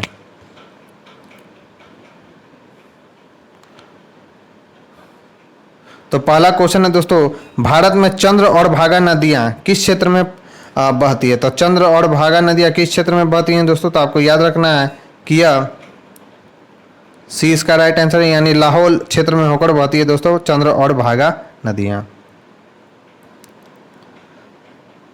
तो याद रखना है दोस्तों कि भारत में हिमालय राज्य के लाहौल घाटी में, याद रखना है कि लाहौल घाटी में चंद्र और भागा नदियां प्रवाहित होती है। चंद्र नदी का उद्गम चंद्रा ताल के निकट एक ग्लेशियर से होता है, जबकि भागा नदी का उद्गम बारालाचा के निकट से होता है। तंडी के निकट चंद्र और भागा का संगम होता है, और यह चंद्र और भागा की संयुक्त धारा मिलकर कौन सी नदी कहलाती है? तो चिनाब नदी। तो ये पॉइंट भी आपको ध्यान रखना है कि चिनाब नदी जो है दो नदियों का मिलन है, और उस दो नदी का नाम क्या है दोस्तों? तो चंद्र और भागा। तो चंद्र और भागा के संयुक्त धारा को क्या कहा जाता है? तो चिनाब नदी कहा जाता है दोस्तों। नेक्स्ट है, भारत की निम्नलिखित नदियों में से कौन हिमालय की सभी श्रेणियों को काटती है? तो कौन सी है दोस्तों? तो वह है सतलज। सतलज जो श्रेणी है दोस्तों हिमालय की सभी श्रेणियों को काटती है, और ये VBI सवाल है दोस्तों, बीपीएससी में ऐसे सवाल आपको देखने को मिल सकते हैं। तो सतलज नदी हिमालय की श्रेणियों को काटकर गहरे गॉर्ज का निर्माण करती है। यह नदी हिमालय पार यानी ट्रांस हिमालय नदी है दोस्तों। नेक्स्ट, निम्नलिखित में से कौन सी एक नदी हिमालय पार या ट्रांस नदी है? तो याद रखना है सतलज नदी जो है दोस्तों वह हिमालय पार है, यानी ट्रांस हिमालय नदी है। दूधगंगा नदी निम्न से किस में अवस्थित है? तो याद रखना है यह किस में अवस्थित है दोस्तों? तो यह जम्मू कश्मीर और उत्तराखंड दोनों में अवस्थित है दूधगंगा नदी। तो दूधगंगा नदी नामक नदियाँ जम्मू और कश्मीर के अतिरिक्त उत्तराखंड एवं महाराष्ट्र में भी प्रवाहित होती है। अतः इस प्रश्न का उत्तर ए एवं सी दोनों सही होगा, परंतु उत्तर प्रदेश लोक सेवा ने इसका आंसर क्या माना है दोस्तों? ए माना है। निम्नलिखित में से कौन सी नदियां बंगाल की खाड़ी में गिरती है? तो कौन सी नदियां बंगाल की खाड़ी में गिरती है दोस्तों? तो आपको याद रखना है, तो इसमें हो जाएगा दोस्तों कौन कौन सा? तो गंगा, ब्रह्मपुत्र और गोदावरी, महानदी, कृष्णा और कावेरी, यानी इसका आंसर डी हो जाएगा दोस्तों, कि गंगा ब्रह्मपुत्र नदियाँ भी बंगाल की खाड़ी में गिरती है, महानदी कृष्णा और कावेरी नदी भी बंगाल की खाड़ी में गिरती है दोस्तों। जबकि नर्मदा और ताप्ती जो है नदियाँ कहाँ पर गिरती है दोस्तों? तो अरब सागर में गिरा करती हैं। तो गंगा, ब्रह्मपुत्र, गोदावरी, महानदी, कृष्णा, कावेरी, पेन्नार, स्वर्ण रेखायान और तथा ब्राह्मणी नदी बंगाल की खाड़ी में गिरने वाली प्रमुख नदियां हैं दोस्तों। नेक्स्ट है, निम्नलिखित में से कौन एक कृष्णा नदी की सहायक नदी नहीं है? तो याद रखना है कि भीमा, डान तथा तुंगभद्रा जो नदी है दोस्तों वह कृष्णा नदी की सहायक नदी है, जबकि तेल जो नदी है वह कृष्णा नदी की सहायक नदी नहीं है दोस्तों। तो तेल नदी कृष्णा नदी की सहायक नदी है, नदी नहीं है। कृष्णा की प्रमुख सहायक नदियाँ कौन कौन सी है? तो ये याद रखना है, काफ़ी ज़्यादा ये सब महत्वपूर्ण पॉइंट है कि कृष्णा की सहायक नदियाँ कौन कौन सी है? तो कोयना है, यरला है, डीना है, वरना है, पंचगंगा है, घाट प्रवाह है, भीमा है और तुंगभद्रा है दोस्तों। तेल नदी महानदी की प्रमुख सहायक नदी है। नेक्स्ट है, हगड़ी सहायक नदी है। तो हगड़ी किसकी सहायक नदी है दोस्तों? तो हगड़ी जो है तुंगभद्रा की सहायक नदी है। तुंगभद्रा किसकी सहायक नदी है? तो याद रखना है तुंगभद्रा जो है कृष्णा की सहायक नदी है, और भीमा भी कृष्णा की सहायक नदी है। तो हगड़ी नदी याद रखना है पश्चिमी घाट से निकलकर कर्नाटक और आंध्र प्रदेश से प्रवाहित होकर तुंगभद्रा नदी में मिल जाती है दोस्तों। नेक्स्ट है, निम्नलिखित नदियों पर ध्यान दीजिए, किशन गंगा, गंगा, वेनगंगा और पेनगंगा। उन नदियों का उत्तर दक्षिण दिशा के आधार पर क्रम स्थापन करके सही अनुक्रम दर्शाइए। तो क्या हो जाएगा दोस्तों? तो ये बिल्कुल सही है। उत्तर से दक्षिण तक सबसे पहले आएगा किशन गंगा, उसके बाद आएगा गंगा, उसके बाद वेनगंगा और उसके बाद पेनगंगा। तो प्रयुक्त नदियां का उत्तर दक्षिण दिशा के आधार पर सही क्रम सबसे पहले किशन गंगा आएगा दोस्तों, उसके बाद गंगा, उसके बाद वेनगंगा, उसके बाद पेनगंगा। नेक्स्ट है, हिमाचल प्रदेश से होकर बहने वाली नदियां कौन सी है? तो हिमाचल प्रदेश से होकर बहने वाली नदियां कौन सी है दोस्तों? याद रखना है हिमाचल प्रदेश से होकर बहने वाली नदियों में ब्यास आता है दोस्तों, चेनाब आता है, रावी आता है, सतलज आता है और यमुना। ये सब के सब जो नदियां दोस्तों हिमाचल प्रदेश से होकर बहती हैं, और यह IAS प्री में पूछा गया तो BPSC में भी पूछ सकता है। तो याद रखना है ब्यास, चिनाब, रावी, सतलज और यमुना हिमाचल प्रदेश से होकर बहने वाली नदियां हैं दोस्तों। अब ये डायग्राम से रिलेटेड क्वेश्चन है 1 2 3 4 से अंकित नदियां एक डायग्राम में दिया गया, आपको बताना है कि वो नदियां कौन कौन सी है। तो कौन कौन सी नदियां हैं दोस्तों, तो 1 कौन सी नदियां हैं, तो 1 है इसमें सी यानी 1 है गंडक, दूसरा है गंगा, तीसरा है गोमती और चौथा है घाघरा दोस्तों। IAS पीढ़ी में पूछा गया है। अब सूची 1 को सूची 2 से मिलान करना है दोस्तों। बिष्ट दोआब, बाड़ी दोआब, रचना दोआब और चाँद दोआब किसके किसके मध्य में है, तो इसका आंसर नहीं देख लेते हैं, मुझे नहीं मालूम है इसका आंसर क्या है। तो बिष्ट दोआब जो है दोस्तों ब्यास और सतलज नदी के मध्य स्थित है, बिष्ट दोआब। बाड़ी जो दोआब है दोस्तों रावी और ब्यास के नदी के मध्य स्थित है। रचना दोआब जो है दोस्तों रावी और चिनाब नदी के मध्य स्थित है। और चाँद जो दोआब है दोस्तों वह चिनाब और झेलम नदी के बीच स्थित है। नेक्स्ट है निम्न नहरों में से किसे दामोदर नदी से निकाला गया, तो दामोदर नदी किस नहर से निकाला गया, तो ईडन नहर से निकाला गया। तो निम्न नहरों में से किसे दामोदर नदी से निकाला गया है, तो ईडन नहर को जो है दोस्तों दामोदर नदी से निकाला गया है। और यह VBI क्वेश्चन है दोस्तों। तो ईडन नहर वर्ष 1938 में दामोदर नदी से निकाली गई थी। यह 65 किलोमीटर लंबी है और लगभग 10,000 हेक्टेयर भूमि को सिंचती है दोस्तों। नेक्स्ट है भारत की निम्नलिखित नदियों में से कौन सी दामोदर नदी की सहायक नदी है, तो याद रखना है दामोदर की सहायक नदी कौन सी है दोस्तों, तो दामोदर की सहायक नदियां नहीं है। तो याद रखना है कि इंद्रावती जो है दोस्तों दामोदर की सहायक नदियां नहीं है, जबकि बड़ाकर, जमुनिया और बारकी जो है दामोदर की सहायक नदियां, इंद्रावती इसकी सहायक नदियां नहीं है दोस्तों। तो दामोदर नदी हुगली की सहायक नदी है, याद रखना है। दामोदर नदी का उद्गम कहाँ है, तो छोटा नागपुर का पठार से होता है। यह झारखंड और पश्चिम बंगाल में बहती है। इसकी सहायक नदियाँ बड़की है, जमुनिया और बड़ाकर है। दामोदर नदी पर ही दामोदर घाटी निगम आधारित है। इंद्रावती जो है दोस्तों गोदावरी की सहायक नदी है। तो याद रखना है कि इंद्रावती किसकी सहायक नदियाँ, तो गोदावरी की सहायक नदियाँ जो उड़ीसा कहाँ कहाँ प्रवाहित होती है, तो उड़ीसा, महाराष्ट्र, छत्तीसगढ़ में बहते हुए गोदावरी से मिलती है दोस्तों इंद्रावती नदी। नेक्स्ट है दामोदर जिसकी सहायक नदी है वो है, तो याद रखना है कि दामोदर किसकी सहायक नदी है दोस्तों, तो यह हुगली की सहायक नदी है। दामोदर नदी निकलती है तो कहाँ से निकलती है दोस्तों, तो यह छोटा नागपुर पठार से निकलती है दामोदर नदी। फिर रजरप्पा किन नदियों के संगम पर स्थित है, तो याद रखना है कि रजरप्पा जो है दोस्तों दामोदर और भेड़ा नदियों के संगम पर स्थित है। तो रांची से 80 किलोमीटर दूर रामगढ़ चित्रापुर रोड पर स्थित रजरप्पा एक शक्तिपीठ है दोस्तों। याद रखना रजरप्पा दामोदर और भैरवी यानी भैड़ा नदियों के संगम पर अवस्थित है। यहाँ स्थित छिन्नमस्तिका मंदिर एक बहुत प्रसिद्ध और हिंदू तीर्थ स्थल का एक प्रमुख स्थान है। यह मंदिर बहुत पुराना है और इसका वास्तुशिल्प डिजाइन तांत्रिक महत्व के अन्य मंदिरों के समान है दोस्तों। तो याद रखना है, काफ़ी इंपॉर्टेंट सवाल है। नेक्स्ट है पूर्व की ओर बहने वाली भारत की निम्नलिखित नदियों में से किस एक में निम्नावलन के कारण विभ्रंश घाटी है, तो कौन सी नदी है दोस्तों, तो यह है दामोदर नदी घाटी। और यह VBI सवाल है दोस्तों, क्योंकि IAS पीढ़ी में पूछा गया तो BPSC में पूछ सकता है। तो डाउन रैपिंग के कारण विभ्रंश घाटी का निर्माण का संबंध दामोदर घाटी से है दोस्तों। नेक्स्ट है निम्न नदियों में से कौन सर्वाधिक प्रदूषित है, तो याद रखना है कि जो दामोदर नदी जो है दोस्तों वह सर्वाधिक प्रदूषित है। निम्नलिखित में से किस नदी के ऊपरी मार्ग में मीठा जल का परंतु निचले भाग में खारे जल का प्रवाह मिलता है, तो वो कौन सी नदी है दोस्तों, तो याद रखना है कि लूनी जो नदी है दोस्तों उसके ऊपरी मार्ग में मीठा जल मिलता है, जबकि निचले भाग में जो है दोस्तों खारे जल का प्रवाह होता है। और यह सब के सब VBI सवाल है दोस्तों। तो राजस्थान की लूनी नदी का उद्गम कहाँ से होता है दोस्तों, तो अजमेर के निकट अरावली श्रृंखला में स्थित नागा पहाड़ी से होता है।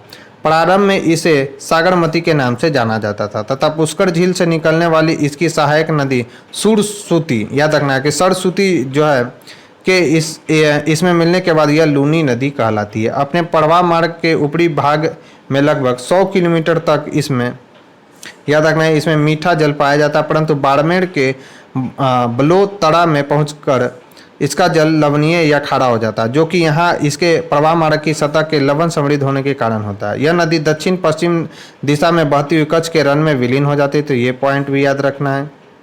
इस प्रकार यह एक भूबंधित नदी है। तो याद रखना है कि लूनी कैसी नदी है दोस्तों, तो यह एक भूबंधित नदी है। जल के खाड़ेपन के कारण ही इसका लूनी नाम पड़ा है। तो जल के खाड़ेपन के कारण इसका नाम जो है दोस्तों लूनी पड़ा है। यह नाम संस्कृत शब्द लवनावती से उत्पन्न हुआ है। तो लूनी नदी का नाम जो है दोस्तों संस्कृत शब्द है लवनावती, उससे उत्पन्न माना जाता है। नेक्स्ट है निम्नलिखित में से कौन भूबंधित नदी है? तो कौन सी नदी है दोस्तों? तो यह है लूनी नदी, यानी इसका उद्गम जमीन से ही होता है और जमीन में ही मिल जाता है। नेक्स्ट है लूनी नदी के संदर्भ में निम्नलिखित कथनों में से कौन सा एक सही है? यह बहकर खंबात की खाड़ी में मिल जाती है, यह बात बिल्कुल गलत है, खंबात की खाड़ी में नहीं मिलती है। यह बहकर कच्छ की खाड़ी में जा मिलती है, यह पाकिस्तान में से बहते हुए सिंधु की एक सहायक नदी में विलीन हो जाती है, यह बात जो है यह बात भी बिल्कुल गलत है। और यह कच्छ की रण की दलदली भूमि में विलुप्त हो जाती है, यह बात बिल्कुल सही है दोस्तों। तो इस क्वेश्चन का जो राइट आंसर हो जाएगा वो डी हो जाएगा। नेक्स्ट है अंतःस्थलीय अपोहन नदी का उदाहरण है। तो याद रखना है अंतःस्थलीय अपोहन नदी का कौन सा उदाहरण है? तो यह VVI सवाल है। पहली बात तो ये दोस्तों कि अंतःस्थलीय अपोहन नदी का उदाहरण कौन सा है? तो घग्गर नदी है दोस्तों। वर्ष 2008 में बिहार की कौन सी नदी ने अपना मार्ग परिवर्तित किया एवं आपदा की स्थिति उत्पन्न की थी? कौन सी नदी है दोस्तों? तो कोसी नदी है। कोसी नदी को बिहार का शोक भी कहा जाता है, तो ये पॉइंट भी आपको ध्यान में रखना है। तो कोसी नदी अपने मार्ग परिवर्तन तथा आकस्मिक बाढ़ के लिए प्रसिद्ध है, इस कारण इसे बिहार का शोक कहा जाता है। वर्ष 2008 में बिहार में कोसी नदी अपना मार्ग परिवर्तित किया एवं बाढ़ रूपी आपदा की स्थिति उत्पन्न की दोस्तों। तो ये कुछ महत्वपूर्ण फैक्ट्स है दोस्तों कोसी नदी से रिलेटेड, जिसे आपको ध्यान में रखना है। नेक्स्ट है निम्न नदियों में से सबसे अधिक नदी पथ परिवर्तन किया, तो कोसी नदी ने किया दोस्तों बिहार में। नेक्स्ट है निम्न नदियों में से अपने मार्ग में परिवर्तन करने के लिए कुख्यात है, तो कौन सी नदी है? तो कोसी नदी है दोस्तों। सेम क्वेश्चन है।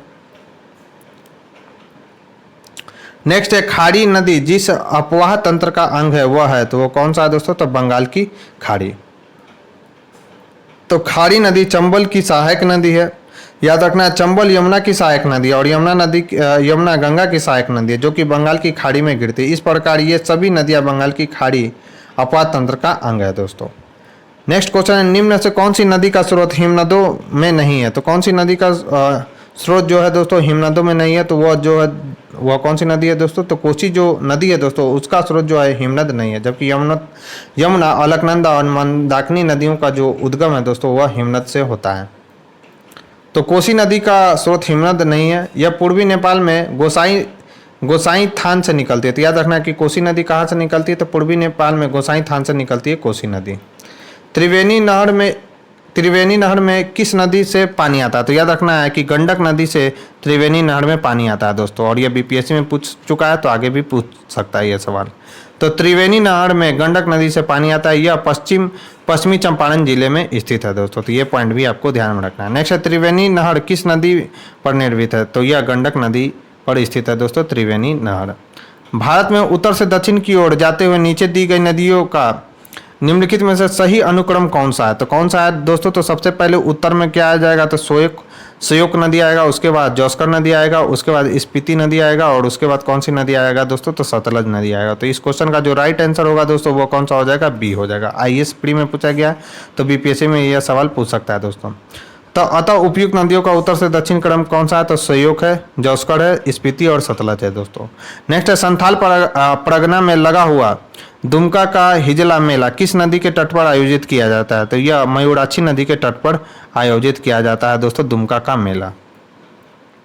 तो संथाल परगना में दुमका के हिजला नामक स्थान पर जनजातीय मेला लगता है। हिजला मयूराक्षी नदी के तट पर अवस्थित है दोस्तों। नेक्स्ट क्वेश्चन है दो राज्यों में पहली बार दो नदियों को जोड़ने की परियोजना के संबंध में समझौते के स्मृति पत्र पर हस्ताक्षर किया गया। राज्यों और नदियों के नाम हैं, तो कौन से हैं? तो पंजाब और राजस्थान दिया गया है। उत्तर प्रदेश में मध्य प्रदेश केन और बेतवा लिंक दिया गया है, तो यही इसका राइट आंसर है दोस्तों कि उत्तर प्रदेश और मध्य प्रदेश में केन और बेतवा नदियों को जोड़ने का प्रयास किया जा रहा है सरकार के द्वारा। तो इस क्वेश्चन का जो राइट आंसर है वो कौन सा हो जाएगा दोस्तों? बी हो जाएगा। तो केन बेतवा लिंक परियोजना उत्तर प्रदेश के तत्कालीन मुख्यमंत्री बाबूलाल गौड़ और उत्तर प्रदेश के तत्कालीन मुख्यमंत्री मुलायम सिंह यादव और केंद्र सरकार के तत्कालीन जल संसाधन मंत्री प्रिय रंजन दास मुंशी के मध्य कब हुआ था दोस्तों? तो 25 अगस्त 2005 को समझौता ज्ञापन पर हस्ताक्षर किए गए थे। नेक्स्ट है उत्तर प्रदेश एवं मध्य प्रदेश राज्यों में संयुक्त राजघाट नदी घाटी परियोजना लागू की गई है। तो याद लागू की गई है बेतवा नदी पर यह परियोजना लागू की गई है। कौन सी? तो राजघाटी नदी घाटी परियोजना। तो राजघाटी नदी परियोजना राजघाट नंदी घाटी परियोजना उत्तर प्रदेश में मध्य प्रदेश में संयुक्त रूप से स्थापित परियोजना है। यह परियोजना उत्तर प्रदेश के ललितपुर जिले से 22 किलोमीटर दूर बेतवा नदी पर स्थित है दोस्तों। नेक्स्ट, निम्नलिखित बांधों में से कौन बेतवा नदी पर बनाया गया? तो कौन सा बांध बेतवा नदी पर बनाया गया दोस्तों? तो राजघाट जो बांध है दोस्तों वह बेतवा नदी पर बनाया गया। नेक्स्ट है, निम्नलिखित युग्मों पर विचार कीजिए, चंबल, सोन और मानस। तो याद रखना है कि चंबल मुख्य नदी सहायक नदी किसकी है? तो चंबल नर्मदा की सहायक नदी है। तो यह बात बिल्कुल गलत है दोस्तों, चंबल जो है नर्मदा की सहायक नदी नहीं है। सोन जो है यमुना की सहायक नदी है, यह बात भी बिल्कुल गलत है। मानस जो है ब्रह्मपुत्र की सहायक नदी है, यह बात बिल्कुल सही है दोस्तों। तो इसमें जो आंसर केवल हो जाएगा वो कौन सा हो जाएगा दोस्तों? वो डी हो जाएगा। तो चंबल नदी याद रखना है, चंबल नदी के निकट, चंबल नदी महू के निकट जनापाव पहाड़ी से निकलकर इटावा के समीप यमुना नदी में विलीन हो जाती है। सोन नदी रामनगर यानी दानापुर में गंगा में मिलती है, याद रखना है। स्पष्ट है कि युग्म 1 और युग्म 2 सही नहीं है। मानस नदी ब्रह्मपुत्र नदी की सहायक नदी है, अतः युग्म सही है दोस्तों। फिर कथन कारण से रिलेटेड क्वेश्चन है, काली नदी भारत के दक्षिण भाग में पूर्व की ओर बहने वाली नदी है। फिर है, कारण इसका दक्कन पठार अपने पश्चिमी किनारों पर उच्चता पर और पूर्व में बंगाल की खाड़ी की दिशा में उसकी मंद प्रवणता है। तो इसका रीजन क्या दिया गया? तो डी ए सही है, परंतु आर गलत है दोस्तों। यानी काली नदी भारत के दक्षिणी भाग में पूर्व की ओर बहने वाली नदी है, यह बात बिल्कुल सही है। और कारण इसका जो दिया गया, दक्कन पठार अपने पश्चिमी किनारों पर उच्चता पर है और पूर्व में बंगाल की खाड़ी की दिशा में इसकी मंद प्रवणता, यह बात बिल्कुल गलत है दोस्तों। तो काली नदी याद रखना है, काली नदी पश्चिमी घाट पर्वतीय क्षेत्र में स्थित उत्तर कन्नड़ जिले के डिग्गी गांव से उद्गमित होकर चाँप के आकार में पश्चिम की ओर प्रवाहित होकर अरब सागर में मिल जाती है। इस नदी की कुल लंबाई 184 किलोमीटर है, अतः कथन ए गलत है। अतः कथन ए गलत है। यहाँ पे डी है दोस्तों, कथन ए गलत है। सॉरी दोस्तों, यहाँ पे मैंने गलत। ये काली नदी भारत के दक्षिणी भाग में पूर्व की ओर बहने वाली नदी है, यह बात गलत है। और दक्कन पठार अपने पश्चिमी किनारों पर उच्चता पर है और पूर्व में बंगाल की खाड़ी की दिशा में इसकी प्रवणता, इसकी मंद प्रवणता, यह बात बिल्कुल सही है। मैंने उल्टा बोल दिया था, सॉरी। तो अतः कथन ए गलत है। कारवार एवं कैगन इसी नदी के किनारे स्थित है। इस नदी में मैग्नीज अयस्क के घुले होने के कारण यह प्रदूषित है। दक्कन पठार यानी दक्कन प्लेटू आमतौर पर नर्मदा नदी से कुमारी अंतरीप और पश्चिम में अरब सागर से पूर्व में बंगाल की खाड़ी के मध्य विस्तृत है। इस पठार की याद रखना है दोस्तों, समुद्र तल से ऊंचाई 600 मीटर है। अरब सागर तट के समानांतर पश्चिमी घाट उच्च पर्वतीय विस्तृत क्षेत्र है और पूर्व की ओर ढाल की प्रवणता मंद होती जाती है। पश्चिमी घाट से पूर्व की ओर निकलने वाली सभी बड़ी नदियां ढाल का अनुसरण करते हुए बंगाल की खाड़ी में डेल्टा बनाती है, इसलिए कारण आर सही है दोस्तों। नेक्स्ट क्वेश्चन है, भारत की किस नदी पर विश्व का सबसे ऊंचा पुल बनाया जा रहा है? तो कौन सी नदी है दोस्तों? तो चिनाब नदी पर विश्व का सबसे ऊंचा पुल बनाया जा रहा है दोस्तों, और यह इंपॉर्टेंट सवाल है दोस्तों। तो प्रश्न काल के अनुसार भारत की चिनाब नदी पर विश्व का सबसे ऊंचा पुल बनाया जा रहा है।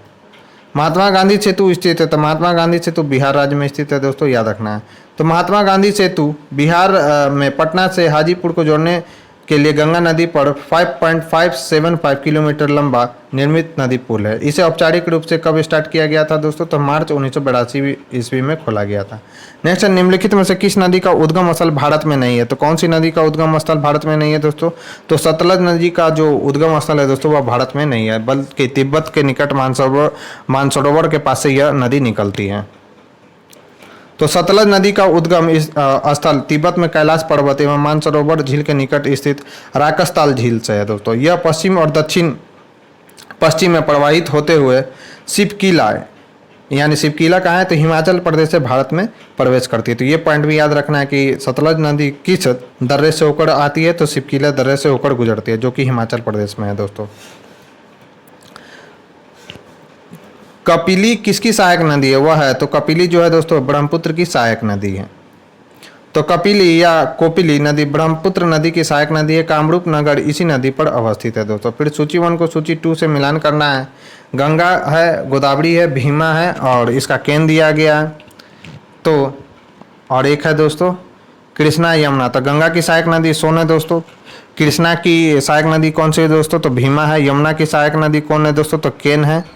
और देख लेते हैं। तो यहाँ पर आंसर देख लेते हैं दोस्तों कौन सा है। तो गंगा की सहायक नदी सोन है, गोदावरी की सहायक नदी मंजड़ा है, कृष्णा की सहायक नदी भीमा और यमुना की सहायक नदी कौन सी है दोस्तों? तो केन है। फिर सूची 1 को सूची 2 से मिलाना है दोस्तों। तो कृष्णा की सहायक नदी कौन सी है? तो भीमा है। ब्रह्मपुत्र की सहायक नदी कौन सी है दोस्तों? तो तीस्ता है। गोदावरी की सहायक नदी कौन सी है? तो इंद्रावती। और यमुना की सहायक नदी कौन सी है दोस्तों? तो चंबल है। तो इस क्वेश्चन का राइट आंसर हो जाएगा 4321, जिसमें होगा वही इसका राइट आंसर हो जाएगा। तो एक ही ऑप्शन में है दोस्तों, वो ऑप्शन है ए। नेक्स्ट है निम्नलिखित में से कौन सा जोड़ा सही नहीं है? जोड़ा सही है। इंद्रावती झारखंड, भीमा जो है तमिलनाडु, लूनी जो है राजस्थान। तो यह जोड़ा सही है। लूनी जो है दोस्तों राजस्थान में बहती है, तो सी इसका सही है। तो लूनी नदी राजस्थान में अजमेर, याद रखना, अजमेर के दक्षिण पश्चिम में अरावली श्रेणी से निकलती है। 320 किलोमीटर तक प्रवाहित होने के पश्चात यह कच्छ के रण में दलदली क्षेत्र में विलुप्त हो जाती है, अतः इसका समुद्र से संपर्क नहीं हो पाता है। इंद्रावती नदी प्रमुख रूप से छत्तीसगढ़ के दंतेवाड़ा एवं बस्तर जिले में प्रवाहित होती है। भीमा नदी, याद रखना है, दक्षिण भारत की प्रमुख नदी। यह नदी दक्षिण भारत के महाराष्ट्र, कर्नाटक और तेलंगाना, जबकि घाट प्रवाह नदी महाराष्ट्र और कर्नाटक राज्य में प्रवाहित होती है दोस्तों। नेक्स्ट है निम्नलिखित नदियों में से कौन अध्यारोपित नदी का उदाहरण है? तो याद रखना है, चंबल जो नदी है दोस्तों वह अध्यारोपित नदी का उदाहरण है। तो पूर्ववर्ती नदियों के समान ही पूर्व आरोपित या अध्यारोपित नदियां अपने प्रवाह स्थल की संरचना के साथ समायोजित नहीं होती है, अर्थात वह स्थल खंड के ढाल का अनुसरण नहीं करती हैं। भारत में चंबल और सोन नदियां इसका अच्छा उदाहरण है दोस्तों। नेक्स्ट है संकोच नदी किसकी सीमा बनाती है? तो याद रखना है कि असम और पश्चिम बंगाल की सीमा बनाती है दोस्तों। कौन सी नदी? संकोच नदी। और यह VVI सवाल है दोस्तों, जिसे आपको ध्यान में रखना है। तो संकोच नदी असम और पश्चिम बंगाल के मध्य सीमा बनाती है दोस्तों। नेक्स्ट क्वेश्चन है निम्नलिखित में से कौन सी नदी मध्य प्रदेश से निकलती है और खंबात की खाड़ी में गिरती है? तो जो माही नदी है दोस्तों वह मध्य प्रदेश से निकलती है और खंबात की खाड़ी में गिरती है, और यह कर्क रेखा को 2 बार काटती है दोस्तों। तो यह भी आपको पॉइंट ध्यान में रखना है। तो माही नदी दक्षिण पश्चिम दिशा की ओर गुजरात से प्रवाहित होती है, हुई खंबात की खाड़ी में गिरती है दोस्तों। फिर है किशन गंगा एक सहायक नदी है। तो किशन गंगा एक सहायक नदी है, तो किसकी सहायक नदी है दोस्तों? तो याद रखना है किशन गंगा जो है झेलम की एक सहायक नदी है दोस्तों, किशन गंगा। तो किशन गंगा झेलम नदी की प्रमुख सहायक नदी है दोस्तों। नेक्स्ट है मुंबई की मीठी नदी निम्नलिखित में से किस झील से निकलती है? तो याद रखना है कि मुंबई की जो मीठी नदी है दोस्तों वह बिहार झील से निकलती है। तो मीठी नदी मुंबई स्थित विहार झील के अधिप्रवाह से उद्गमित होती है दोस्तों। फिर सूची 1 को सूची 2 से मिलान करना है दोस्तों। ब्रह्मगिरी पहाड़ी, वेड़ीनाग झरना, महाबलेश्वर। तो कृष्णा नदी का जो उद्गम स्थल है दोस्तों वह महाबलेश्वर है। छोटा नागपुर के पठार से स्वर्ण रेखा नदी निकलती है। वेड़ीनाग झरने से झेलम नदी निकलती है। और ब्रह्मगिरी से कौन सी नदी निकलती है दोस्तों? तो कावेरी नदी। तो वो सही का सही मैचिंग लगा हुआ है, तो 1 2 3 4 इसका आंसर हो जाएगा। तो इस क्वेश्चन का राइट आंसर जो हो जाएगा दोस्तों वो हो जाएगा बी। तो ब्रह्मगिरी पहाड़ी से कावेरी नदी निकलती, वेड़ीनाग झरना से झेलम नदी, महाबलेश्वर से कृष्णा और छोटा नागपुर के पठार से स्वर्ण रेखा नदी। नेक्स्ट निम्नलिखित नदियों में से कौन सा अपने भ्रंश घाटी प्रवाह के लिए प्रसिद्ध है? तो कौन सा प्रसिद्ध है दोस्तों? तो जो दामोदर नदी जो घाटी है दोस्तों अपने भ्रंश घाटी प्रवाह के लिए प्रसिद्ध है दोस्तों। तो प्रश्नगत नदियों में से दामोदर नदी अपने भ्रंश घाटी प्रवाह के लिए प्रसिद्ध है। यह झारखंड राज्य के छोटा नागपुर पठार में खमरप्पा पहाड़ी से निकलते हैं। यह हजारीबाग पठार एवं रांची पठार के मध्य प्रवाहित होते हुए भ्रंश घाटी का निर्माण करती है दोस्तों। तो ये कुछ महत्वपूर्ण फैक्ट है दोस्तों इससे रिलेटेड, जिसे आपको ध्यान में रखना। अब हम लोग दोस्तों नदियों के किनारे स्थित नगर से रिलेटेड जितने भी सवाल विभिन्न स्टेट PCS तथा IAS पीडीएफ में पूछे गए उनको हम लोग एक एक कर देखेंगे। तो चलिए स्टार्ट करते हैं। तो गंगा नदी के किनारे सबसे बड़ा शहर कौन सा है? तो याद रखना है कि गंगा नदी के किनारे सबसे बड़ा शहर कौन सा है दोस्तों? तो कानपुर जो है गंगा नदी के किनारे सबसे बड़ा शहर है। और यह VVI सवाल है दोस्तों, BPSC 2000 में पूछ चुका है यह सवाल, तो आगे भी पूछ सकता है। तो दिए गए विकल्पों में गंगा नदी के किनारे बसा कानपुर सबसे बड़ा शहर है। इसे पूर्व का मैनचेस्टर भी कहा जाता है दोस्तों। यहाँ का चमड़ा उद्योग भारत में प्रसिद्ध है। गंगा नदी के किनारे अवस्थित बिहार का जनसंख्या की दृष्टि से सबसे बड़ा जिला है दोस्तों। याद रखना है पटना जो है, पटना गंगा नदी के किनारे अवस्थित बिहार का जनसंख्या की दृष्टि से सबसे बड़ा जिला है दोस्तों। इलाहाबादी, जिससे अब प्रयागराज के नाम से हम लोग जानते हैं दोस्तों, उत्तर प्रदेश का सर्वाधिक जनसंख्या वाला जिला है दोस्तों। नेक्स्ट निम्नलिखित कौन सा शहर गंगा नदी के किनारे स्थित नहीं है? तो कौन सा शहर जो है गंगा नदी के किनारे स्थित नहीं है दोस्तों? तो उत्तरकाशी जो है दोस्तों गंगा नदी के किनारे स्थित नहीं है। तो गंगा नदी की प्रधान शाखा भागीरथी है, जो उत्तराखंड के उत्तरकाशी जिले के गोमुख नामक स्थान से निकलती है। देवप्रयाग में भागीरथी व अलकनंदा के संगम से गंगा का निर्माण होता है। अतः उत्तरकाशी का संगम भागीरथी से है, न कि गंगा से है दोस्तों। फतेहपुर, भागलपुर एवं कन्नार जो है दोस्तों, कानपुर जो है दोस्तों, गंगा नदी के किनारे स्थित है। लेह अवस्थित तो याद रखना है दोस्तों, लेह जो है सिंधु नदी के दाएं तट पर अवस्थित है। और यह VVI सवाल है दोस्तों कि लेह जो है सिंधु नदी के किस तट पर अवस्थित है, तो यह सिंधु नदी के दाएं तट पर अवस्थित है लेह। तो प्रश्न काल में लेह नगर सिंधु नदी के दाएं तट पर एवं जम्मू कश्मीर में राज्य में अवस्थित है। 31 अक्टूबर 2019 से लेह नगर केंद्र शासित प्रदेश लद्दाख में अवस्थित है दोस्तों। नेक्स्ट है, निम्न में से कौन एक सुमेलित नहीं है? गोरखपुर राप्ती नदी के किनारे, लुधियाना जो है रावी नदी के किनारे है, जबलपुर जो है नर्मदा नदी के किनारे, और सूरत जो है ताप्ती नदी के किनारे है। तो लुधियाना जो है दोस्तों रावी नदी के किनारे नहीं है, जबकि गोरखपुर राप्ती नदी के किनारे सही है। जबलपुर जो है नर्मदा नदी के किनारे, यह भी सही है। और सूरत जो है ताप्ती नदी के किनारे है, यह भी सही है। तो लुधियाना जो है दोस्तों सतलज नदी के पुराने किनारे पर स्थित है, शेष युग्म बिल्कुल सही है।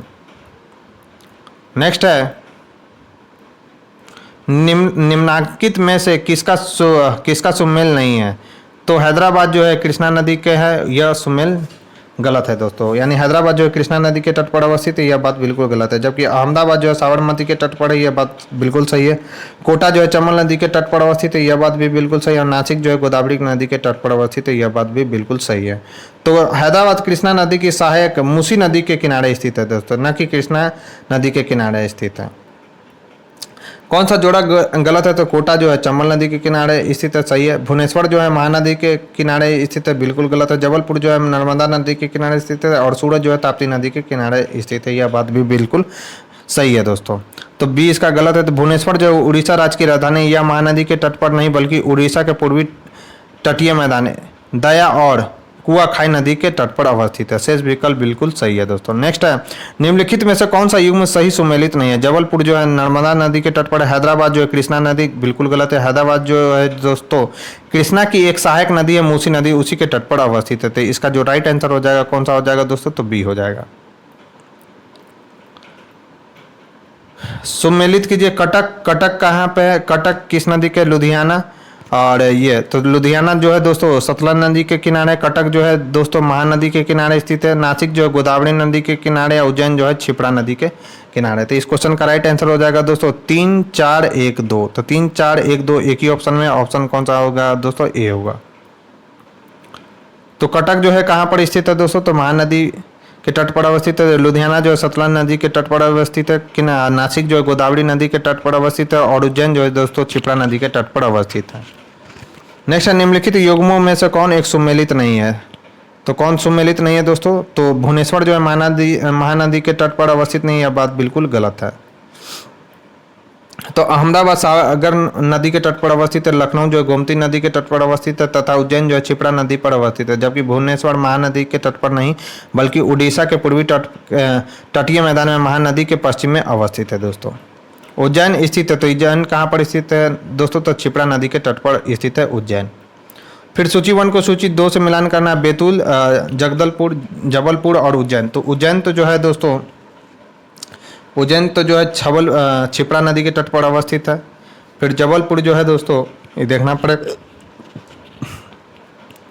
तो एक तो डी का तो 3 लग रहा है, डी का 3 किस में है? तो डी का 3 2 में है, यानी ए या बी में से कोई आंसर होगा। तो इस क्वेश्चन का राइट आंसर जो दिया जा रहा है वो है 4, 1, 2, 3। देखते हैं क्या क्या आंसर है इसका। तो बैतूल जो है यह मध्य प्रदेश का एक जिला है, याद रखना है। यह ताप्ती नदी का उद्गम इसी जिले के मुल्ताई नामक स्थान से होता है। जगदलपुर छत्तीसगढ़ के बस्तर जिले का एक नगर है जो इंद्रावती नदी के दक्षिण किनारे पर स्थित है।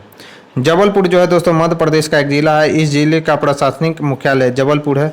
यह नर्मदा नदी से कुछ ही दूरी पर स्थित है। उज्जैन जो है एक प्राचीनतम नगर है। यह क्षिप्रा नदी के पूर्वी तट पर स्थित है दोस्तों। ये कुछ महत्वपूर्ण फैक्ट है दोस्तों इस क्वेश्चन से रिलेटेड, जिसे आपको ध्यान में रखना है। नेक्स्ट है, निम्नलिखित में कौन एक मंदाकिनी नदी के किनारे अवस्थित नहीं है? तो जो गोविंद घाट है दोस्तों वह मंदाकिनी नदी के किनारे अवस्थित नहीं है। तो गौरी कुंड, रामबाड़ा और गुप्त काशी मंदाकिनी नदी के किनारे अवस्थित है, जबकि गोविंद घाट अलकनंदा एवं लक्ष्मण गंगा नदी के किनारे अवस्थित है दोस्तों। नेक्स्ट है, निम्नलिखित युग्मों पर विचार कीजिए। पंढरपुर, तिरुचिरापल्ली और हम्पी। तो हम्पी कहाँ पर स्थित है दोस्तों? तो याद रखना है कि इसमें से कौन सा सम्मिलित है, तो इसमें जो है पंढरपुर चंद्रभागा नदी के तट पर अवस्थित है, बिल्कुल सही है। तिरुचिरापल्ली जो है कर्नाटक नदी के तट पर अवस्थित है, कावेरी नदी के तट पर अवस्थित है, यह बात बिल्कुल सही है। और हम्पी जो है दोस्तों मालभरवा नदी के तट पर अवस्थित है, यह बात बिल्कुल गलत है।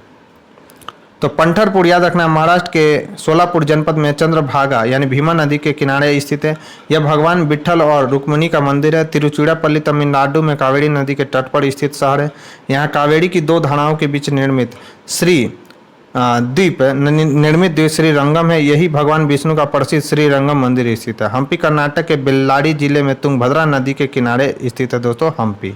यह विजयनगर साम्राज्य की राजधानी, ये याद रखना है, तथा स्मारकों के समूह के लिए प्रसिद्ध है। इन स्मारकों को यूनेस्को की विश्व विरासत सूची में भी शामिल किया गया दोस्तों। तो ये कुछ महत्वपूर्ण फैक्ट्स है दोस्तों इस क्वेश्चन से रिलेटेड, जिसे आपको ध्यान में रखना है। बढ़ते हैं अपने नेक्स्ट क्वेश्चन की ओर। नेक्स्ट क्वेश्चन है कश्मीर में पहलगांव किस नदी के किनारे बसा हुआ है? तो याद रखना है कि पहलगांव जो है दोस्तों लिदर नदी के किनारे बसा हुआ और 66 बीपीएससी री एग्जाम में यह पूछा गया। तो कश्मीर में पहलगांव याद रखना है कि यह लिदर नदी के किनारे बसा हुआ है। लिदर झेलम की एक सहायक नदी है दोस्तों। अब हम लोग दोस्तों प्रपात एवं और झीलें से संबंधित जितने भी सवाल विभिन्न स्टेट पीसीएस तथा आईएएस पीडी में पूछे गए हैं उनको हम लोग एक एक कर देखेंगे। तो सबसे पहला क्वेश्चन है दोस्तों, हुंडरू जलप्रपात स्थित है। तो हुंडरू जलप्रपात जो है स्थित है दोस्तों वह स्वर्ण नदी के तट पर स्थित है, यानी स्वर्ण रेखा पर स्थित है हुंडरू जलप्रपात। तो हुंडरू प्रपात रांची से 45 किलोमीटर की दूरी पर स्वर्ण रेखा नदी पर स्थित है। इसकी ऊंचाई जो है दोस्तों 58 मीटर है, यानी 320 फीट है। किस नदी पर शिव सुंदरम जलप्रपात अवस्थित है? तो कावेरी नदी पर जो है दोस्तों शिव सुंदरम जलप्रपात अवस्थित है। तो शिव सुंदरम जलप्रपात कावेरी नदी पर अवस्थित है। इस नदी का उद्गम कर्नाटक के कुर्ग जिले की ब्रह्मगिरी पहाड़ियों से होता है। इसका अपवाद क्षेत्र कर्नाटक, केरल और तमिलनाडु में विस्तृत है दोस्तों। तो ये कुछ महत्वपूर्ण फैक्ट्स है दोस्तों जिसे आपको ध्यान में रखना। नेक्स्ट है दूधसागर, डुडमा, गोकाक और जोग। तो जोग जो है दोस्तों कहाँ पर है? तो जोग जो है शरावती नदी पर है। तो ये तो मैच कर रहा है।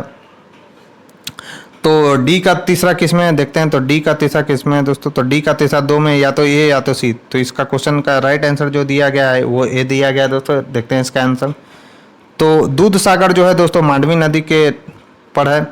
डुडमा जो है मंचकुंड पर है। गोकाक जो है घाट प्रवाह नदी पर है। और जोग जो है दोस्तों शरावती नदी के तट पर अवस्थित है। नेक्स्ट है निम्नलिखित कौन सा युग में सुमेलित है, सही सुमेलित है? तो कपिल धारा प्रपात गोदावरी नदी, जोग प्रपात जो है दोस्तों शरावती नदी, यह तो बात बिल्कुल सही है। शिव सुंदरम प्रपात जो है कावेरी नदी, यह भी बात बिल्कुल सही है। यानी जोग प्रपात जो है शरावती नदी पर है और शिव सुंदरम प्रपात जो है कावेरी नदी पर, यह बात बिल्कुल सही है। तो 2 और 3 तो सही है। अब देखते हैं इसका आंसर क्या है। तो इसका आंसर जो है दोस्तों 2 ही 3 है। यानी कपिल धारा जो प्रपात है गोदावरी नदी के तट पर अवस्थित नहीं है।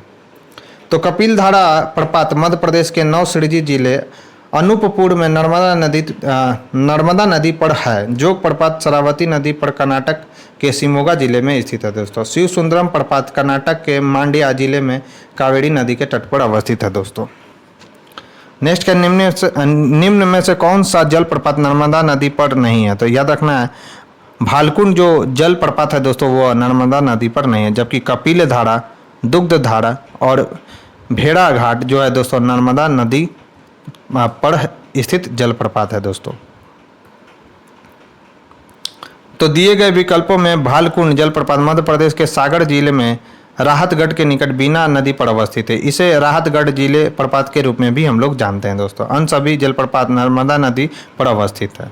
नेक्स्ट है भारत का सबसे बड़ा जलप्रपात जोग जलप्रपात किस नदी पर है? तो याद रखना है कि यह शरावती नदी पर अवस्थित है दोस्तों। तो दिए गए विकल्पों में औसत ऊंचाई की दृष्टि से भारत का सबसे बड़ा जलप्रपात जोग जलप्रपात है। यह कर्नाटक में शरावती नदी पर अवस्थित है दोस्तों। नेक्स्ट निम्न में से कौन भारत का सबसे ऊंचा जलप्रपात है? तो याद रखना है कि भारत का जो सबसे ऊंचा जलप्रपात है दोस्तों वो कौन सा है? तो इसमें स्टार लगा हुआ है। तो विश्व जलप्रपात डाटाबेस की वर्तमान स्थिति के अनुसार भारत का सबसे ऊंचा जलप्रपात कौन सा है दोस्तों? तो नोहकालिकई यानी मेघालय प्रपात है। लेकिन अनेक आधारिक भारतीय स्रोतों में अभी भी भारत का सर्वाधिक ऊंचा जलप्रपात किसे माना गया दोस्तों? तो कुंचिकल को प्रदर्शित है। विगत वर्षों में उत्तर प्रदेश लोक सेवा आयोग द्वारा पूछे गए प्रश्नों में भारत के सबसे ऊंचा जलप्रपात कुंचिकल को ही माना गया था दोस्तों। नेक्स्ट है भारत में निम्न झरनों में से सर्वाधिक ऊंचाई वाला कौन सा झरना है? तो याद रखना है कौन सा है दोस्तों? तो कुंचिकल झरना इसका दिया गया उत्तर प्रदेश लोक सेवा आयोग द्वारा, जो कि अब कौन सा है तो याद रखना है कि अब मेघालय में स्थित है, जिसका नाम है क्या तो नोहाकाली कई। निम्नलिखित युग्मों में से कौन सा सुमेलित नहीं है? शिव सुंदरम प्रपात जो है कावेरी नदी पर है, यह सही है। चुलिया जलप्रपात चंबल नदी, जो जलप्रपात जो है शरावती नदी पर है, ना कि कृष्णा नदी पर है दोस्तों। तो इस क्वेश्चन का राइट आंसर सी हो जाएगा। तो शिव सुंदरम प्रपात कावेरी नदी पर है, चुलिया प्रपात चंबल नदी पर है, जो जल प्रपात जो है शरावती नदी पर है, धुआंधार जलप्रपात जो है दोस्तों नर्मदा नदी के तट पर अवस्थित है। नेक्स्ट, निम्नलिखित में से कौन से जलप्रपात नदी युग्म सुमेलित नहीं है? तो हुंड्रू स्वर्णरेखा नदी पर है, बिल्कुल सही है। दसुंग जो है कांची नदी के तट पर स्थित है, सही है। जोन्हा जो है राडू पर है। लोधर जो है जो दोस्तों बड़ाकर नदी के तट पर स्थित नहीं है। तो लोध जलप्रपात झारखंड के लातेहर जिले में बूढ़ा नदी पर स्थित है। इसे बूढ़ा घाघ जलप्रपात भी कहा जाता है। यह झारखंड की सबसे ऊंचा जलप्रपात है तथा भारत में 21वां सबसे बड़ा जलप्रपात है। इसकी ऊंचाई कितनी है दोस्तों? तो याद रखना 468 फीट है, जबकि अन्य विकल्प बिल्कुल सही है। बढ़ते अपने नेक्स्ट क्वेश्चन की ओर। नेक्स्ट, झारखंड का सबसे ऊंचा जलप्रपात है, तो याद रखना है बूढ़ा घाघ जो है दोस्तों झारखंड का सबसे ऊंचा जलप्रपात है। अमृत धारा जलप्रपात किस नदी पर है? तो याद रखना है हसदो नदी पर जो है दोस्तों अमृत धारा जलप्रपात स्थित है। तो अमृत धारा जलप्रपात छत्तीसगढ़ राज्य में हसदेव यानी हसदो नदी पर स्थित है। यह छत्तीसगढ़ के कोरिया जिले में है, जहां प्रतिवर्ष महाशिवरात्रि के अवसर पर अमृत धारा महोत्सव का आयोजन किया जाता है। नेक्स्ट है, भारत के किस जलप्रपात को लोकप्रिय रूप से नियाग्रा जलप्रपात के तौर पर जाना जाता है? तो याद रखना चित्रकूट जो जलप्रपात है दोस्तों उसे लोकप्रिय रूप से नियाग्रा जलप्रपात के तौर पर जाना जाता है। तो चित्रकूट जलप्रपात छत्तीसगढ़ राज्य के बस्तर जिले में जगदलपुर के पास इंद्रावती नदी पर अवस्थित है। इसकी लंबाई जो है दोस्तों 90 फीट है और इसे भारत का नियाग्रा प्रपात के रूप में जाना जाता है। नेक्स्ट है, चित्रकूट जलप्रपात निम्नलिखित में से किस नदी पर स्थित है? तो याद रखना है कि इंद्रावती चित्रकूट जलप्रपात निम्नलिखित में से किस नदी पर है? तो इंद्रावती नदी पर स्थित है दोस्तों चित्रकूट। नेक्स्ट है चित्रकूट जलप्रपात स्थित है, तो याद रखना है कि यह बस्तर में स्थित है दोस्तों चित्रकूट जलप्रपात। भारत में निम्न जलप्रपातों में से कौन गोवा में स्थित है? तो याद रखना है आपको दोस्तों दूध सागर जो प्रपात है वह गोवा राज्य में स्थित है।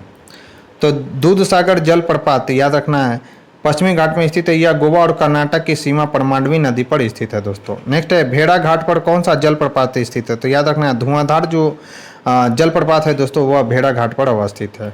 तो मध्य प्रदेश में धुआंधार जलप्रपात भेड़ा घाट पर स्थित है। यह जबलपुर जिले में स्थित है, याद रखना है। इसकी ऊंचाई जो है 30 मीटर है। यह प्रपात नर्मदा नदी पर अवस्थित है दोस्तों।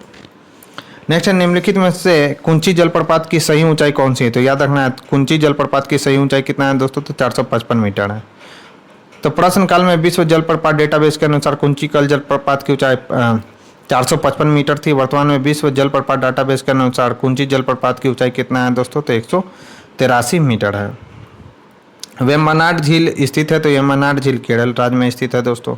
तो वेम्बनाड झील केरल की सबसे बड़ी झील है। याद रखना है कि वेम्बनाड जो है दोस्तों केरल की सबसे बड़ी झील है। यह 83.72 किलोमीटर लंबी तथा 14.48 किलोमीटर चौड़ी है। केरल के कोट्टायम, अलपुझा और अर्नाकुलम जिले से वेम्बनाड झील घिरा हुआ है दोस्तों। तो ये कुछ महत्वपूर्ण फैक्ट्स है दोस्तों जिसे आपको ध्यान में रखना है। नेक्स्ट है, निम्नलिखित में से कौन सा एक लैगून नहीं है? तो याद रखना है दोस्तों कौन सा लैगून नहीं है? तो याद रखना है पेरियार जो झील है वह लैगून झील नहीं है। तो समुद्र से पृथक होकर तटीय क्षेत्र से निर्मित छिछली खारे पानी की झीलें लैगून झीलें कहलाती है। पेरियार 55 वर्ग किलोमीटर क्षेत्रफल की एक कृत्रिम झील है, अतः यह लैगून नहीं है। पेरियार झील पेरियार नदी से जल प्राप्त करती है दोस्तों। नेक्स्ट है, चिल्का झील कहाँ स्थित है? तो चिल्का झील कहाँ पर स्थित है दोस्तों? तो यह उत्तरी सरकार में स्थित है। तो चिल्का झील जो है दोस्तों भारत के उड़ीसा राज्य में महानदी के मुहाने के निकट स्थित खारे पानी की एक लैगून झील है। याद रखना है उड़ीसा तट की भौगोलिक दृष्टि से उत्तरी सरकार तट भी कहा जाता है दोस्तों। नेक्स्ट है, निम्नलिखित में से कौन सी जोड़ी सुमेलित है? तो लोकटक झील मणिपुर में, यह बात बिल्कुल सही है, बाकी सब गलत है दोस्तों। कोलेरू जो है आंध्र प्रदेश में, ना कि उड़ीसा में। डिडवाना जो है हरियाणा में नहीं है दोस्तों, बल्कि राजस्थान में। तो प्रश्नगत झीलों में से लोकटक झील मणिपुर में स्थित है, जबकि डिडवाना और उदय सागर राजस्थान में, और कोयलेड़ी झील जो है दोस्तों आंध्र प्रदेश में स्थित है। नेक्स्ट है निम्नांकित में से कौन दो भारतीय राज्यों की साझेदारी वाली झीलें हैं? तो कौन सी है दोस्तों? तो पुलिकट जो है दोस्तों आंध्र प्रदेश और तमिलनाडु की सीमा पर स्थित है, यह बिल्कुल सही है। तो पुलिकट झील जो है दोस्तों याद रखना है आंध्र प्रदेश और तमिलनाडु नदी की सीमा पर अवस्थित है। श्री हरिकोटा द्वीप इसे बंगाल की खाड़ी से अलग करता है। नेक्स्ट है भारत के किस राज्य में फुलहर झील स्थित है? तो याद रखना है उत्तर प्रदेश राज्य में फुलहर झील अवस्थित है दोस्तों। तो फुलहर झील से गोमती नदी की उत्पत्ति होती है, याद रखना है। यह पीलीभीत जिले के माधो टांडा के पास स्थित है दोस्तों। नेक्स्ट है निम्नलिखित में से कौन सुमेलित नहीं है? वेमनाथ केरल में बिल्कुल सही है। लोकटक मणिपुर में यह बात गलत है दोस्तों। लोकटक मेघालय में यह बात बिल्कुल गलत है। ये कहाँ पर है दोस्तों? तो यह मणिपुर में है। डल कश्मीर में, पुलिकट आंध्र प्रदेश और तमिलनाडु की सीमा पर है। तो बी इसका राइट आंसर है। निम्न में से कौन सा सही सुमेल है? लोनार जो है दोस्तों मध्य प्रदेश में, यह बात बिल्कुल गलत है। लोनार जो है महाराष्ट्र राज्य में स्थित है। नक्की गुजरात में, कोलेडू आंध्र प्रदेश में, पुलिकट जो है दोस्तों पुलिकट झील जो है केरल में थी। ये दोनों भी सही सुमेलित पूछ रहा है, सॉरी।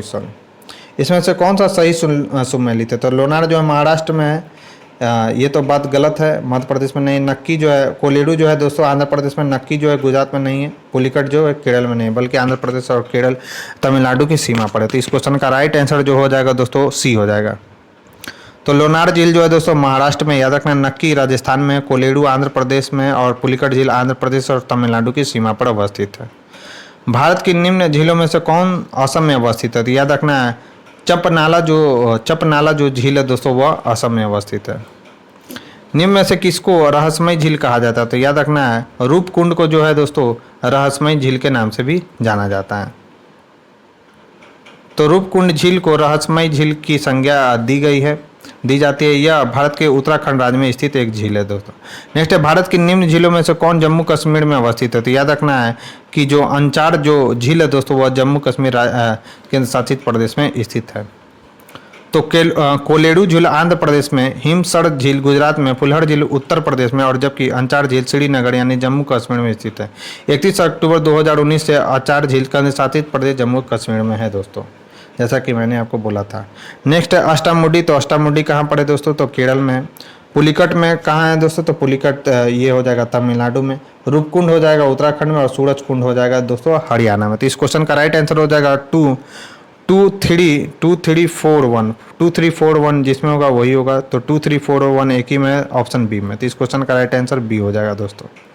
नेक्स्ट है बर्फ से ढकी झील घेपन स्थित है। तो याद रखना है बर्फ से जो ढकी झील घेपन है वह हिमाचल प्रदेश राज्य में स्थित है दोस्तों।